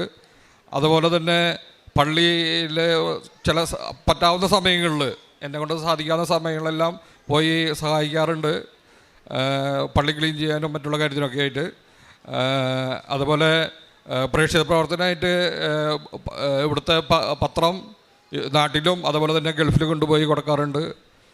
ഇത്രയും അനുഗ്രഹം നൽകിയ അമ്മയ്ക്കും തിരുക്കുമാരനും അമ്മയ്ക്കും 1000 നന്ദി പറയുന്നു. സങ്കീർത്തനങ്ങൾ 66, 19, 20 തിരുവചനങ്ങൾ. ദൈവം കേട്ടിരിക്കുന്നു, എൻ്റെ പ്രാർത്ഥനയുടെ സ്വരം അവിടുന്ന് ശ്രദ്ധിച്ചിരിക്കുന്നു. ദൈവം വാഴ്ത്തപ്പെടട്ടെ. അവിടുന്ന് എൻ്റെ പ്രാർത്ഥന തള്ളിക്കളഞ്ഞില്ല, അവിടുത്തെ കാരുണ്യം എന്നിൽ നിന്ന് എടുത്തു കളഞ്ഞില്ല. ജോസ് എന്ന ഈ സഹോദരൻ തൻ്റെ ഉടമ്പടി ജീവിതത്തിൽ അമ്മ മാതാവും ഈശോയും അത്ഭുതകരമായി ഇടപെടുകയും സമയച്ചുരുക്കത്തിൽ ജീവിത വിഷയങ്ങൾ ഏറ്റെടുത്ത് പരിഹരിക്കുകയും ചെയ്തതിൻ്റെ സാക്ഷ്യങ്ങളാണ് നമ്മളോട് പങ്കുവച്ചത്. സഹോദരൻ കൃപാസനത്തിൽ വരുന്നത് കോവിഡിന് ശേഷം 2 വർഷത്തോളം ഏതാണ്ട് വിദേശത്തു നിന്ന് മടങ്ങി വന്ന് മറ്റൊരു ജോലി കിട്ടാതെ ഏറെ ക്ലേശത്തിലൂടെ പോയ അവസരത്തിലാണ്. സഹോദരൻ പറയുന്നുണ്ട്, കൃപാസനത്തിലെത്തി പ്രാർത്ഥിച്ച ദിവസം തന്നെ ഇൻ്റർവ്യൂ വരികയും അതങ്ങനെ വിദേശത്തേക്ക് പോകുവാനുള്ള വഴി തുറക്കുകയും ചെയ്തു. നമ്മളതാണ് ഉടമ്പടി ജീവിതം ഉടനടി പരിഹാരം എന്ന് പറയുന്നത്. അത് മകൻ്റെ ജീവിതത്തിൽ ആകസ്മികമായി സംഭവിച്ച ഒന്നല്ല എന്ന് ഉറപ്പിക്കുന്നതിന് 2ാമത്തെ ഒരു അനുഭവം കൂടി ചേർത്ത് കൊടുത്തു. അത് അവിടെ ചെന്നത് ട്രേഡ് മാറിയാണ് അവിടെ ജോലിക്ക് വേണ്ടി അവർ എടുത്തത്. ടെക്നിക്കൽ ഡിപ്പാർട്ട്മെൻറ്റിലേക്കല്ല എടുത്തത്, അത് അവിടെ ആവശ്യപ്പെട്ടിരുന്നു. പക്ഷേ അവിടെ യാതൊരു തരത്തിലും ചെവിക്കൊള്ളുകയോ ഒരു പരിഹാരമുണ്ടാവുകയോ ഒന്നും ചെയ്തില്ല. എന്നാൽ തിരികെ ഇവിടെ എത്തി ഉടമ്പടി പുതുക്കി അമ്മയുടെ കരങ്ങളിലേക്ക് ആ നിയോഗം കൊടുത്ത് തിരികെ ചെല്ലുമ്പോൾ അറിയുന്നത് തൻ്റേത് മാത്രമല്ല, തന്നെപ്പോലെ ആരൊക്കെ ഇങ്ങനെ ട്രേഡ് മാറി അവിടെ പല വിധത്തിലുള്ള ജോലികളിൽ ഏർപ്പെട്ടിരുന്നുവോ അവർ എല്ലാവരെയും ഏതേത് ട്രേഡുകളിലേക്ക് വന്നോ അതാത് ഫീൽഡുകളിലേക്ക് നിയോഗിച്ചുകൊണ്ടും സാലറി ഹൈക്ക് കൊടുത്തുകൊണ്ടും അവരുടെ എല്ലാവരുടെയും ജീവിതം സുരക്ഷിതമാക്കിയെന്ന്. അത് തന്നെയാണ് അവിടുത്തെ മേലുദ്യോഗസ്ഥൻ സഹോദരനോട് സൂചിപ്പിച്ചതും. ജോസിൻ്റെ ഒരാളുടെ പ്രാർത്ഥന കൊണ്ട് എല്ലാവരുടെയും ജീവിതം, എല്ലാവരുടെയും ജോലി സുരക്ഷിതമായി അനുഗ്രഹിക്കപ്പെട്ടുവെന്ന്. അവിടെയും ഉടമ്പടി പുതുക്കിയ ഉടനെ ഉടമ്പടി പുതുക്കുവാൻ ഈ ആലയത്തിൽ വന്ന ആ ദിവസങ്ങളിൽ തന്നെയാണ് അമ്മ മാതാവ്, സഞ്ചാരി മാതാവ് മകന് അവിടെ സമർപ്പിച്ച് നേരിട്ട് പറഞ്ഞ അധികാരികൾ കേൾക്കാതിരുന്നത് ദൈവസന്നിധിയിലേക്ക് ഏൽപ്പിച്ചു കൊടുക്കുമ്പോൾ അത് ദൈവികമായ ഇടപെടലുകളിലൂടെ യാതൊരു സമ്മർദ്ദവും യുദ്ധവുമില്ലാതെ, യാതൊരു കലഹവും സമരവുമില്ലാതെ ആ വിഷയങ്ങൾ വളരെ ശാന്തമായി പരിഹരിച്ചുകൊണ്ട് ജീവിതത്തെ സുരക്ഷിതമാക്കുന്നത് ഈ അൾത്താരയിൽ സാക്ഷ്യപ്പെടുത്തുന്നത്. ഉടമ്പടി ജീവിതം ഉടനടി പരിഹാരമെന്ന് നമ്മൾ പറയുന്നത് അതുകൊണ്ടാണ്. ഉടമ്പടി നമ്മൾ എടുക്കുവാൻ വരുന്ന ദിവസം ഉടമ്പടി പുതുക്കുമ്പോൾ അമ്മയുടെ കരങ്ങളിലേക്ക് ആഗ്രഹത്തോടും ശരണത്തോടും കൂടി ഒരു നിയോഗം സമർപ്പിച്ചു കൊടുക്കുമ്പോൾ പൂർണ്ണമായ മനസ്സ്, പൂർണ്ണമായ വിശുദ്ധിയോടുകൂടി ദൈവം ഇടപെടുകയും സഹായിക്കുകയും ചെയ്യും എന്ന പ്രത്യാശയോടുകൂടിയാണ് ഒരു നിയോഗം ഏൽപ്പിച്ചു കൊടുക്കുന്നതെങ്കിൽ നാം ദൈവത്തെ കണ്ടുമുട്ടുവാൻ ആഗ്രഹിക്കുന്ന നിമിഷം തന്നെ ദൈവം നമ്മുടെ ജീവിതത്തെ എടുത്തുയർത്തി അനുഗ്രഹിക്കുമെന്ന് വാക്കുകളിലൂടെ സാക്ഷ്യപ്പെടുത്തുകയാണ്. അതെപ്പോഴും ദൈവത്തിന് താമസമൊന്നുമില്ല. ദൈവം നമ്മളെ ഇങ്ങനെ വലിപ്പിക്കുന്ന പ്രകൃതമൊന്നും ദൈവത്തിനില്ല. നമ്മൾ റൂട്ട് ക്ലിയറാണോ, നമ്മുടെ ജീവിതം ക്ലിയറാണോ, ദൈവസന്നിധിയിലേക്ക് നാം ഉയർത്തുന്ന നിയോഗത്തിന് കൗശലങ്ങളില്ല, കലർപ്പുകളില്ല, അത് വിശുദ്ധമാണോ, ദൈവം അത് ഏറ്റെടുക്കുകയും നമുക്കത് അനുഗ്രഹത്തിന് കാരണമാക്കി മാറ്റുകയും ചെയ്യും. അതിൻ്റെ സാക്ഷ്യമാണ് ഈ സഹോദരൻ സൂചിപ്പിക്കുന്നത്. നേർച്ച വസ്തുക്കൾ എപ്പോഴും വിശ്വാസ പ്രഖ്യാപനത്തിൻ്റെ അടയാളമായി ഞാൻ അധരം കൊണ്ട് കർത്താവിനെ ഏറ്റുപറയുകയും ദൈവം അവനെ മരിച്ചവരിൽ നിന്ന് ഉയർപ്പിച്ചുവെന്ന് ഹൃദയത്തിൽ ആത്മാവിൽ വിശ്വസിച്ചുകൊണ്ട് ആ യേശുവിൻ്റെ ശക്തിയാൽ എൻ്റെ ജീവിതത്തിൽ ഇപ്പോഴുള്ള ഏത് പ്രശ്നവും, ഏത് ജീവിതത്തിൻ്റെ കലഹവും പ്രതിസന്ധിയും അത് മാറിപ്പോകുമെന്ന ബോധ്യത്തോടു കൂടിയാണ് ഓരോ നേർച്ച വസ്തുവും നമ്മൾ ഉടമ്പടിയിൽ ഉപയോഗിക്കുന്നത്. സഹോദരൻ പറയുന്നുണ്ട്, അപ്രകാരം ഞാൻ നേർച്ച വസ്തു ഉപയോഗിക്കുമ്പോഴൊക്കെയും എൻ്റെ ദൈവനാമത്തെ മഹത്വപ്പെടുത്തി ചെയ്യുന്നത് കൊണ്ട് എനിക്കത് ദൈവാനുഗ്രഹത്തിന് കാരണമായിരുന്നു. വീട് വയ്ക്കുന്ന വിഷയത്തെക്കുറിച്ചും സൂചിപ്പിച്ചു. അതിന് പണം ശരിയാകണമെങ്കിൽ 1-2 ചെറിയ പ്ലോട്ട് വിറ്റുപോകണം. എത്ര നോക്കിയിട്ടും വില കുറച്ച് മാത്രമേ പറയുന്നുള്ളൂ. ഭാര്യയും ഭർത്താവും കൂടി അവിടെ പോയി ഉടമ്പടി ഉപ്പിട്ട് പ്രാർത്ഥിക്കുന്നു. വീട് പണി തീരുന്നതിന് മുമ്പ് മുഴുവൻ ക്ലേശവും മാറിക്കൊണ്ട് അതിൻ്റെ വിൽപ്പന നടത്തിക്കൊണ്ട് അമ്മ മാതാവ് ആ ഭവന നിർമ്മാണത്തെ പൂർത്തീകരിച്ചതിനെയാണ് സന്തോഷത്തോടെ സാക്ഷ്യപ്പെടുത്തുന്നത്. പ്രിയമുള്ളവരെ, വ്യത്യസ്ത വിഷയങ്ങളുമായി അമ്മയുടെ അരികിലേക്ക് കണ്ണീരോടും ആകുലതയോടും കൂടിയാണ് നാം ഓരോരുത്തരും എത്തുന്നത്. പക്ഷേ അമ്മയുടെ അരികിൽ കൊടുക്കുവാൻ ഒറ്റ മനസ്സേ നമുക്കുള്ളൂ. എൻ്റെ എളിയ ജീവിതം അത് വിശുദ്ധിയോടുകൂടി ദൈവനാമത്തെ മഹത്വപ്പെടുത്തി കലർപ്പുകളില്ലാതെ നിൻ്റെ സന്നിധിയിൽ ഞാൻ ഏൽപ്പിച്ചു തരുന്നു. എൻ്റെ ജീവിതത്തെ നീ കാത്തുകൊള്ളണമേ എന്ന് പ്രാർത്ഥിക്കുവാൻ തയ്യാറാണെങ്കിൽ ദൈവശക്തി ജീവിത വിഷയത്തിനുമേൽ ഇറങ്ങി വരുന്നതും അത് അനുഗ്രഹമാകുന്നതും അനുഭവിക്കുവാനാവും. അതിൻ്റെ സാക്ഷ്യമാണ് ഉടനടി ദൈവം അനുഗ്രഹിക്കുന്നത്. നേർച്ച വസ്തുക്കൾ വിശ്വാസത്തോടെ പ്രയോഗിക്കുമ്പോൾ അനുഗ്രഹമാകുന്നത് ഈ സഹോദരൻ ഈ അൾത്താരയിൽ സാക്ഷ്യപ്പെടുത്തിയത്. ദൈവകൃപയിൽ ആശ്രയിക്കാം. ദൈവശക്തി നമുക്ക് വേണ്ടി പ്രവർത്തിക്കും. നാം സംസാരിച്ച് തീർക്കുവാനാവാത്തതൊക്കെ ദൈവകരങ്ങളിലേക്ക് വിട്ടുകൊടുക്ക്. ദൈവം തൻ്റെ ദൂതരെ അയച്ച് സഞ്ചാരി മാതാവ് സ്ഥലത്തെത്തി നമുക്ക് വേണ്ടതെന്തോ അത് ക്രമീകരിക്കുവാൻ എപ്പോഴും സന്നദ്ധമായിരിക്കും. അമ്മ മാതാവിനും തിരുക്കുമാരനും നന്ദി പറഞ്ഞുകൊണ്ട് കരങ്ങളടിച്ച് ഈ സാക്ഷ്യം നമുക്ക് ദൈവനാമം മഹത്വപ്പെടുമാറാകട്ടെ. ഈ ആൾത്തരയിൽ പാപിയായി എനിക്കും ഒരു എളിയ സാക്ഷിയായി നിൽക്കുവാൻ പരിശുദ്ധ അമ്മയും ഈശോയും ഒരുക്കി തന്ന ഈ വലിയ അനുഗ്രഹത്തിനായി ദൈവത്തിന് ആദ്യമായി നന്ദി പറയുന്നു. ഞാൻ ഏകദേശം 10 വർഷത്തോളമായി പരിശുദ്ധ അമ്മയെക്കുറിച്ചും കൃപാസനത്തെക്കുറിച്ചും ഒക്കെ അറിയാൻ സാധിച്ചത്. അത് ഞാനൊരു പ്രൈവറ്റ് സ്കൂളിൽ പിയൂണായിട്ട് ജോലി നോക്കുകയായിരുന്നു. അവിടെ ഒരു ഹൈന്ദവ കുടുംബത്തിലെ ഒരു അമ്മ കൃപാസന പത്രം എനിക്ക് കൊണ്ടു തന്നു. പക്ഷേ ഒരു ക്രിസ്ത്യാനിയായി ജനിച്ച എനിക്ക് അതുവരെയും അമ്മയെക്കുറിച്ച് കൂടുതലായിട്ടൊന്നും അറിയില്ലായിരുന്നു. ജപമാല ചൊല്ലി പ്രാർത്ഥിക്കും, പള്ളിയിൽ പോകുന്നുള്ളതല്ലാതെ ഇവിടുത്തെ ശക്തിയെക്കുറിച്ചോ പരിശുദ്ധ അമ്മയെക്കുറിച്ചോ എനിക്കറിയില്ലായിരുന്നു. പക്ഷേ ആ പത്രം കിട്ടിയെങ്കിലും എനിക്ക് കൂടുതലായിട്ട് പ്രാർത്ഥിക്കുവാനോ ഇവിടെ വരുവാനോ ഒന്നും തോന്നിയിരുന്നില്ല. എന്നാൽ ആ പത്രം ഞാൻ എൻ്റെ വീട്ടിൽ കൊണ്ടുപോയി വെച്ചു. എൻ്റെ ഹസ്ബൻഡ് അതെടുത്ത് വായിക്കുമായിരുന്നു. എപ്പോഴും എനിക്കത് പിന്നെ ഞാനൊരു സാക്ഷ്യങ്ങൾ കുറേശ്ശെ എന്നോട് പറയുകയും അത് ഞാൻ വായിക്കാനും തുടങ്ങി. അത് വായിച്ചു കഴിഞ്ഞപ്പോൾ ഒരു ദിവസം എൻ്റെ ഹസ്ബൻഡ് എന്നോട് പറഞ്ഞു, നമുക്കൊരു ദിവസം ഈ പള്ളിയിലൊന്ന് പോകണമല്ലോ എന്ന്. പക്ഷേ ഞാൻ പറഞ്ഞു, തിരുവനന്തപുരത്തിന് പുറത്ത് ഒരു സ്ഥലത്തും പോയിട്ടില്ലാത്ത എൻ്റെ ഹസ്ബൻഡ് അങ്ങനെ പറഞ്ഞപ്പോൾ ഞാൻ പറഞ്ഞത് ഒത്തിരി ദൂരെയാണ് ആലപ്പുഴ, നമ്മളെങ്ങനെ പോവും, നമുക്ക് പോകണം അവിടെ ഒരു ദിവസമെന്ന്. അങ്ങനെ എൻ്റെ ഹസ്ബൻഡ് ആദ്യമായിട്ട് യൂട്യൂബിൽ ധ്യാനം കൂടുകയും സാക്ഷ്യങ്ങളൊക്കെ കേൾക്കാനും തുടങ്ങി. എൻ്റെ വിശ്വാസം പതിയെ കൂടി വന്നു. അങ്ങനെ ഞാൻ 18 വർഷമായിട്ട് പ്രൈവറ്റ് സ്കൂളിൽ ജോലിക്കാണ് പോയത്. അവിടെ ഒത്തിരി കഠിനമായ ജോലികൾ എനിക്ക് ചെയ്യേണ്ടി വന്നു. ഡെസ്കും ബെഞ്ചും എടുക്കേണ്ടി വരിക, ഒത്തിരി സ്റ്റെപ്പൊക്കെ കയറേണ്ടി വന്നു. ആ സമയത്ത് എനിക്ക് ഒത്തിരി ഷോൾഡറൊക്കെ വേദന വരികയും ശാരീരികമായിട്ട് ഒത്തിരി ബലഹീനതയാവുകയും ചെയ്തു. ഒട്ടും എനിക്ക് ജോലിക്ക് ചെയ്യാൻ പറ്റാത്ത അവസ്ഥ വരികയും ചെയ്തു. അങ്ങനെ കുറേ എങ്കിലും ഞാനിവിടെ 2024 ആദ്യമായിട്ട് അമ്മ എന്നെ കൊണ്ടുവന്നത്. ഒത്തിരി ഞാനിവിടെ വരാൻ ആഗ്രഹിച്ചെങ്കിലും എനിക്ക് സാധിച്ചില്ല. ഞാൻ ഒത്തിരി പ്രാർത്ഥിച്ചു, ഇത് പരിശുദ്ധ അമ്മയുടെ സന്നിധിയിൽ എന്നെ കൊണ്ടുവരണമേ എന്ന്. 2024 ഒക്ടോബർ മാസമാണ് ഞാൻ ആദ്യമായിട്ട് ഇവിടെ കടന്നു വരികയും എനിക്ക് ഉടമ്പടി എടുക്കാൻ സാധിക്കുകയും ചെയ്തത്. ഇപ്പോൾ ഞാൻ സാക്ഷ്യം പറയുന്നത് എൻ്റെ ജീവിതത്തിൽ അമ്മ ഒരുക്കി തന്ന വലിയ അനുഗ്രഹത്തിനായിട്ടാണ്. ഞാൻ ഏത് വിഷയത്തിന് വേണ്ടി ഭാരപ്പെട്ടുവോ ഞാൻ ആരോടും പറയില്ല എൻ്റെ സങ്കടങ്ങളും വേദനകളും. എൻ്റെ ശാരീരികമായിട്ട് ഒത്തിരി വേദന വരുമ്പോൾ എൻ്റെ ഹസ്ബൻഡ് ഒരു ആക്സിഡൻറ്റ് കാരണം JCB തട്ടി ജോലിക്കൊന്നും സ്ഥിരമായി പോകാൻ പറ്റാത്ത അവസ്ഥയിലായിരുന്നു. അതുകൊണ്ട് തന്നെ എനിക്ക് സുഖമില്ല എന്ന് പറഞ്ഞു കഴിഞ്ഞാൽ എപ്പോഴും ആത്മഹത്യയെക്കുറിച്ചും പറഞ്ഞ് നിരാശയുടെ സങ്കടപ്പെടുത്തുന്ന വർത്തമാനം മാത്രമേ ഹസ്ബൻഡിൻ്റെ വായിൽ നിന്ന് വരികയുള്ളൂ. അതുകൊണ്ട് തന്നെ ഞാൻ എൻ്റെ സങ്കടങ്ങളും ജോലി ചെയ്യാൻ പറ്റാത്ത ബുദ്ധിമുട്ടുമൊക്കെ ഈശോയോട് മാത്രം പറഞ്ഞ് പരിശുദ്ധ അമ്മയുടെ ജപമാല ചൊല്ലി പ്രാർത്ഥിക്കുമായിരുന്നു. അങ്ങനെ എനിക്ക് കഴിഞ്ഞ വർഷം ജനുവരി മാസത്തിൽ ഞാൻ എനിക്ക് ഒട്ടും സുഖമില്ലാതിരുന്ന അവസ്ഥയിൽ ഞാൻ അമ്മയോട് ഇങ്ങനെ പറഞ്ഞു, അമ്മ എനിക്കിന് ഒട്ടും വയ്യാത്ത അവസ്ഥയാണ്, എനിക്ക് ജോലി ചെയ്യാൻ പറ്റില്ല, ഒത്തിരി ജോലി ഭാരം എന്നെ തളർത്തുകയാണല്ലോ എന്ന്. അങ്ങനെ നമ്മുടെ ഏരിയയിൽ ഒരു അംഗൻവാടി ടീച്ചറിൻ്റെ ഒഴിവുണ്ടെന്നറിഞ്ഞു. എല്ലാവരുടെയും ഒപ്പം ഞാൻ അപേക്ഷ കൊടുക്കുകയുണ്ടായി. എന്നാൽ ഞാൻ SLC വരെ മാത്രമേ ഞാൻ പഠിച്ചിട്ടുള്ളൂ.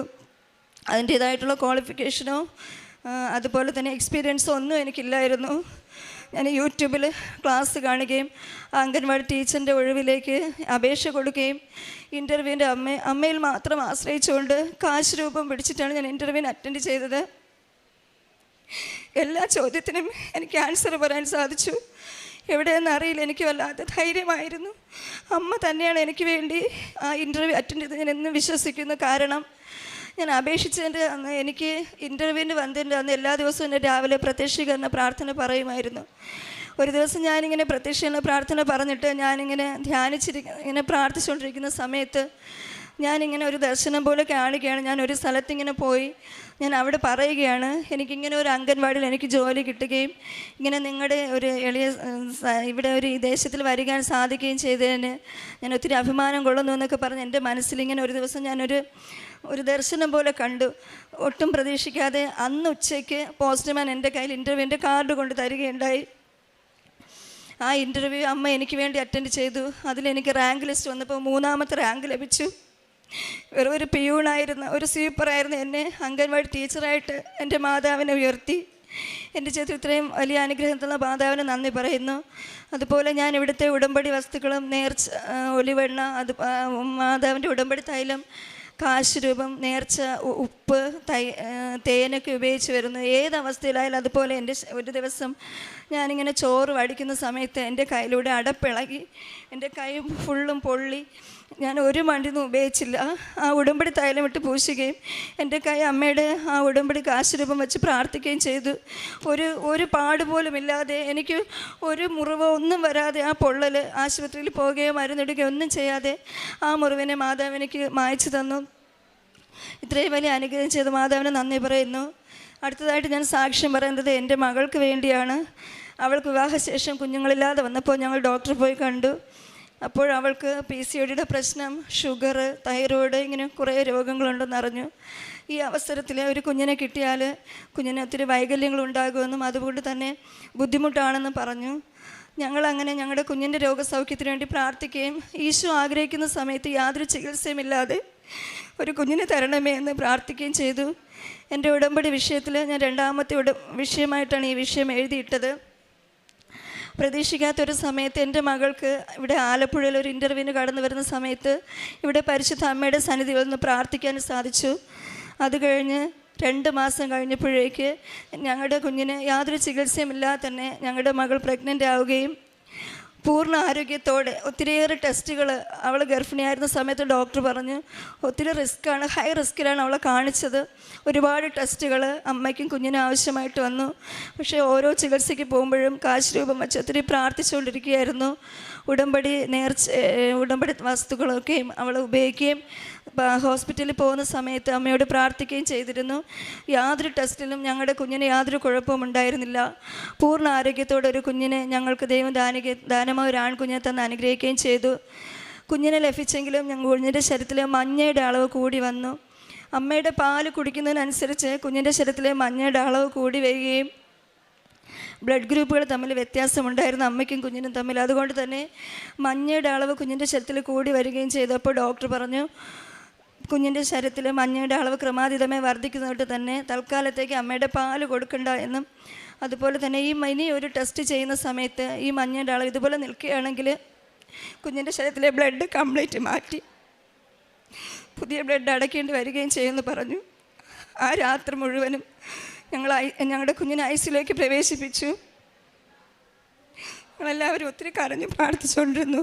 ആ രാത്രിയിൽ ആ കാശ് രൂപം വെച്ച ഐസിയിൽ ഞാനും കുഞ്ഞിൻ്റെ കൂടെ ഞാനായിരുന്നു. മകള് സിസേറിയൻ കഴിഞ്ഞിട്ട് അവൾ റെസ്റ്റിലായിരുന്നു. ആ ഐസിയിലായിരുന്ന സമയത്ത് കുഞ്ഞിൻ്റെ ശരീരത്തിൽ കാശ് രൂപം വെച്ച് ഞാൻ കരഞ്ഞ് പ്രാർത്ഥിച്ചുകൊണ്ടിരുന്നു. അന്നത്തെ വീണ്ടും ഒരു ടെസ്റ്റ് ചെയ്യുന്ന സമയത്ത് ഈ മഞ്ഞ നോർമൽ ആകുകയാണെങ്കിൽ വേറെ ബുദ്ധിമുട്ടില്ല, ഇല്ല എങ്കിൽ ബ്ലഡ് മാറ്റി അടയ്ക്കണമെന്ന് പറഞ്ഞു. ഞങ്ങളെല്ലാവരും ഒത്തിരി കരഞ്ഞ് പ്രാർത്ഥിച്ചു. പക്ഷെ അത്ഭുതകരമായിട്ട് ആ രാത്രിയിൽ വീണ്ടും ഒരു കുഞ്ഞിൻ്റെ റിസൾട്ട് വന്നപ്പോൾ ഞങ്ങളുടെ കുഞ്ഞിന് ശരീരത്തിലെ മഞ്ഞ നോർമലാവുകയും ഐസിയിൽ നിന്ന് കുഞ്ഞിനെ വാർഡിലോട്ട് മാറ്റുകയും അമ്മയുടെ പാലൊക്കെ കൊടുത്തുകൊള്ളാനും യാതൊരു ബുദ്ധിമുട്ടില്ല എന്ന് പറഞ്ഞു. ഇപ്പോൾ പൂർണ്ണ ആരോഗ്യത്തോടെ കുഞ്ഞിരിക്കുകയാണ്. അവന് യാതൊരു വൈകല്യങ്ങളുമില്ല. ഇത്രയേറെ പരിശുദ്ധ അമ്മ ജീവിതത്തിൽ ചെയ്ത എല്ലാ അനുഗ്രഹങ്ങൾക്കും പരിശുദ്ധ അമ്മയ്ക്കും യേശുനാഥനും ഒത്തിരിയേറെ നന്ദി അർപ്പിക്കുന്നു. ഞങ്ങളുടെ ജീവിതത്തിൽ പറഞ്ഞാൽ തീരാത്ത നന്മകൾ എപ്പോഴും ധൈര്യത്തിൻ്റെ ആത്മാവിനെ തന്നുകൊണ്ട് അമ്മ ഞങ്ങളോട് കൂടെ ഇരിക്കുന്നു. ഞങ്ങളുടെ കുടുംബ പ്രാർത്ഥനയിലൊക്കെയും അമ്മയുടെ സാന്നിധ്യവും ഒക്കെ ഞങ്ങൾക്ക് അറിയാൻ സാധിക്കുന്നു. അതുപോലെ തന്നെ ഒത്തിരി ദിവസങ്ങളിൽ ജപമാല ചൊല്ലുന്ന സമയത്ത് മുല്ലപ്പൂവിൻ്റെ സുഗന്ധം എനിക്കും എൻ്റെ മകൾക്കൊക്കെ ഇളയ മകൾക്ക് അത് അറിയാൻ സാധിച്ചിട്ടുണ്ട്. പിന്നെ ഞങ്ങൾ ചെയ്യുന്ന പ്രേക്ഷിത പ്രവർത്തനം എന്ന് പറഞ്ഞാൽ ഞങ്ങളുടെ ദേവാലയത്തിൽ നിന്ന് ആശുപത്രിയിലൊക്കെ പൊതിച്ചോറ് വിതരണം ചെയ്യാറുണ്ട്. എനിക്ക് കഴിയുന്ന ദിവസങ്ങളിൽ അതിലൊക്കെ ഞാൻ സഹകരിച്ചു പോരുന്നു. എനിക്ക് കിട്ടുന്ന ശമ്പളത്തിൻ്റെ ദശാംശം ഞാൻ ദൈവനാമത്തിനും പ്രേക്ഷിതയിലൊക്കെ ആയിട്ട് മാറ്റി വയ്ക്കുന്നു. അതുപോലെ തന്നെ ഞാൻ ആരെ കണ്ടാലും സങ്കടപ്പെടുന്ന ഏതൊരു വ്യക്തിയെ കണ്ടാലും ധൈര്യം കൊടുത്തുകൊണ്ട് അമ്മയും ഈശോയും കൂടെ ഉണ്ടെന്നും എപ്പോഴും ഏതവസ്ഥയിലും അമ്മ നമ്മളോട് കൂടെ ഉണ്ടെന്നുമൊക്കെ അമ്മയെക്കുറിച്ച് എനിക്ക് അവരോടൊക്കെ സന്തോഷത്തോടെയും എൻ്റെ ജീവിതം സാക്ഷ്യമായിട്ട് എനിക്ക് അവരോട് പറയാനും സാധിക്കുന്നു. അതുപോലെ ഞാൻ പത്രം ഇവിടെ നിന്നും കൊണ്ടുപോകുന്ന കൃപാസനം പത്രം വാങ്ങി ഞാൻ ജോലി ചെയ്യുന്നത് ഒരു ഹൈന്ദവ ഏരിയയിലാണ് എൻ്റെ ദൈവം എന്നെ അയച്ചത്. അവിടെ ക്രിസ്ത്യാനികൾ അത്ര ഇല്ലാത്ത കുടുംബങ്ങളാണ് ആ ഏരിയയിൽ എടുത്ത് നോക്കുകയാണെങ്കിൽ. അവിടേക്ക് എനിക്ക് കൃപാസനം പത്രം കൊടുക്കുകയും അവർക്കൊക്കെ ഭയങ്കര അതിശയമാണ്. ഇങ്ങനെ ഇത്രത്തോളം ഒരു വിശ്വാസത്തിൽ നടക്കുന്ന ഒരാളിനെ അവർക്ക് ഭയങ്കര ഇഷ്ടമാണ് എൻ്റെ അടുത്ത്. ഇത്രയും എനിക്ക് ഇങ്ങനെയൊക്കെ എൻ്റെ പ്രവർത്തനങ്ങൾ ചെറിയ രീതിയിൽ എനിക്ക് ആവുന്ന വിധത്തിൽ ചെയ്യാൻ സാധിച്ചു വരുന്നു. ഇത്രയും വലിയ അനുഗ്രഹം എൻ്റെ ജീവിതത്തിൽ ഒരുക്കി തന്ന പരിശുദ്ധ അമ്മയ്ക്കും യേശുനാഥനും കോടാനുകോടി നന്ദി അർപ്പിക്കുന്നു.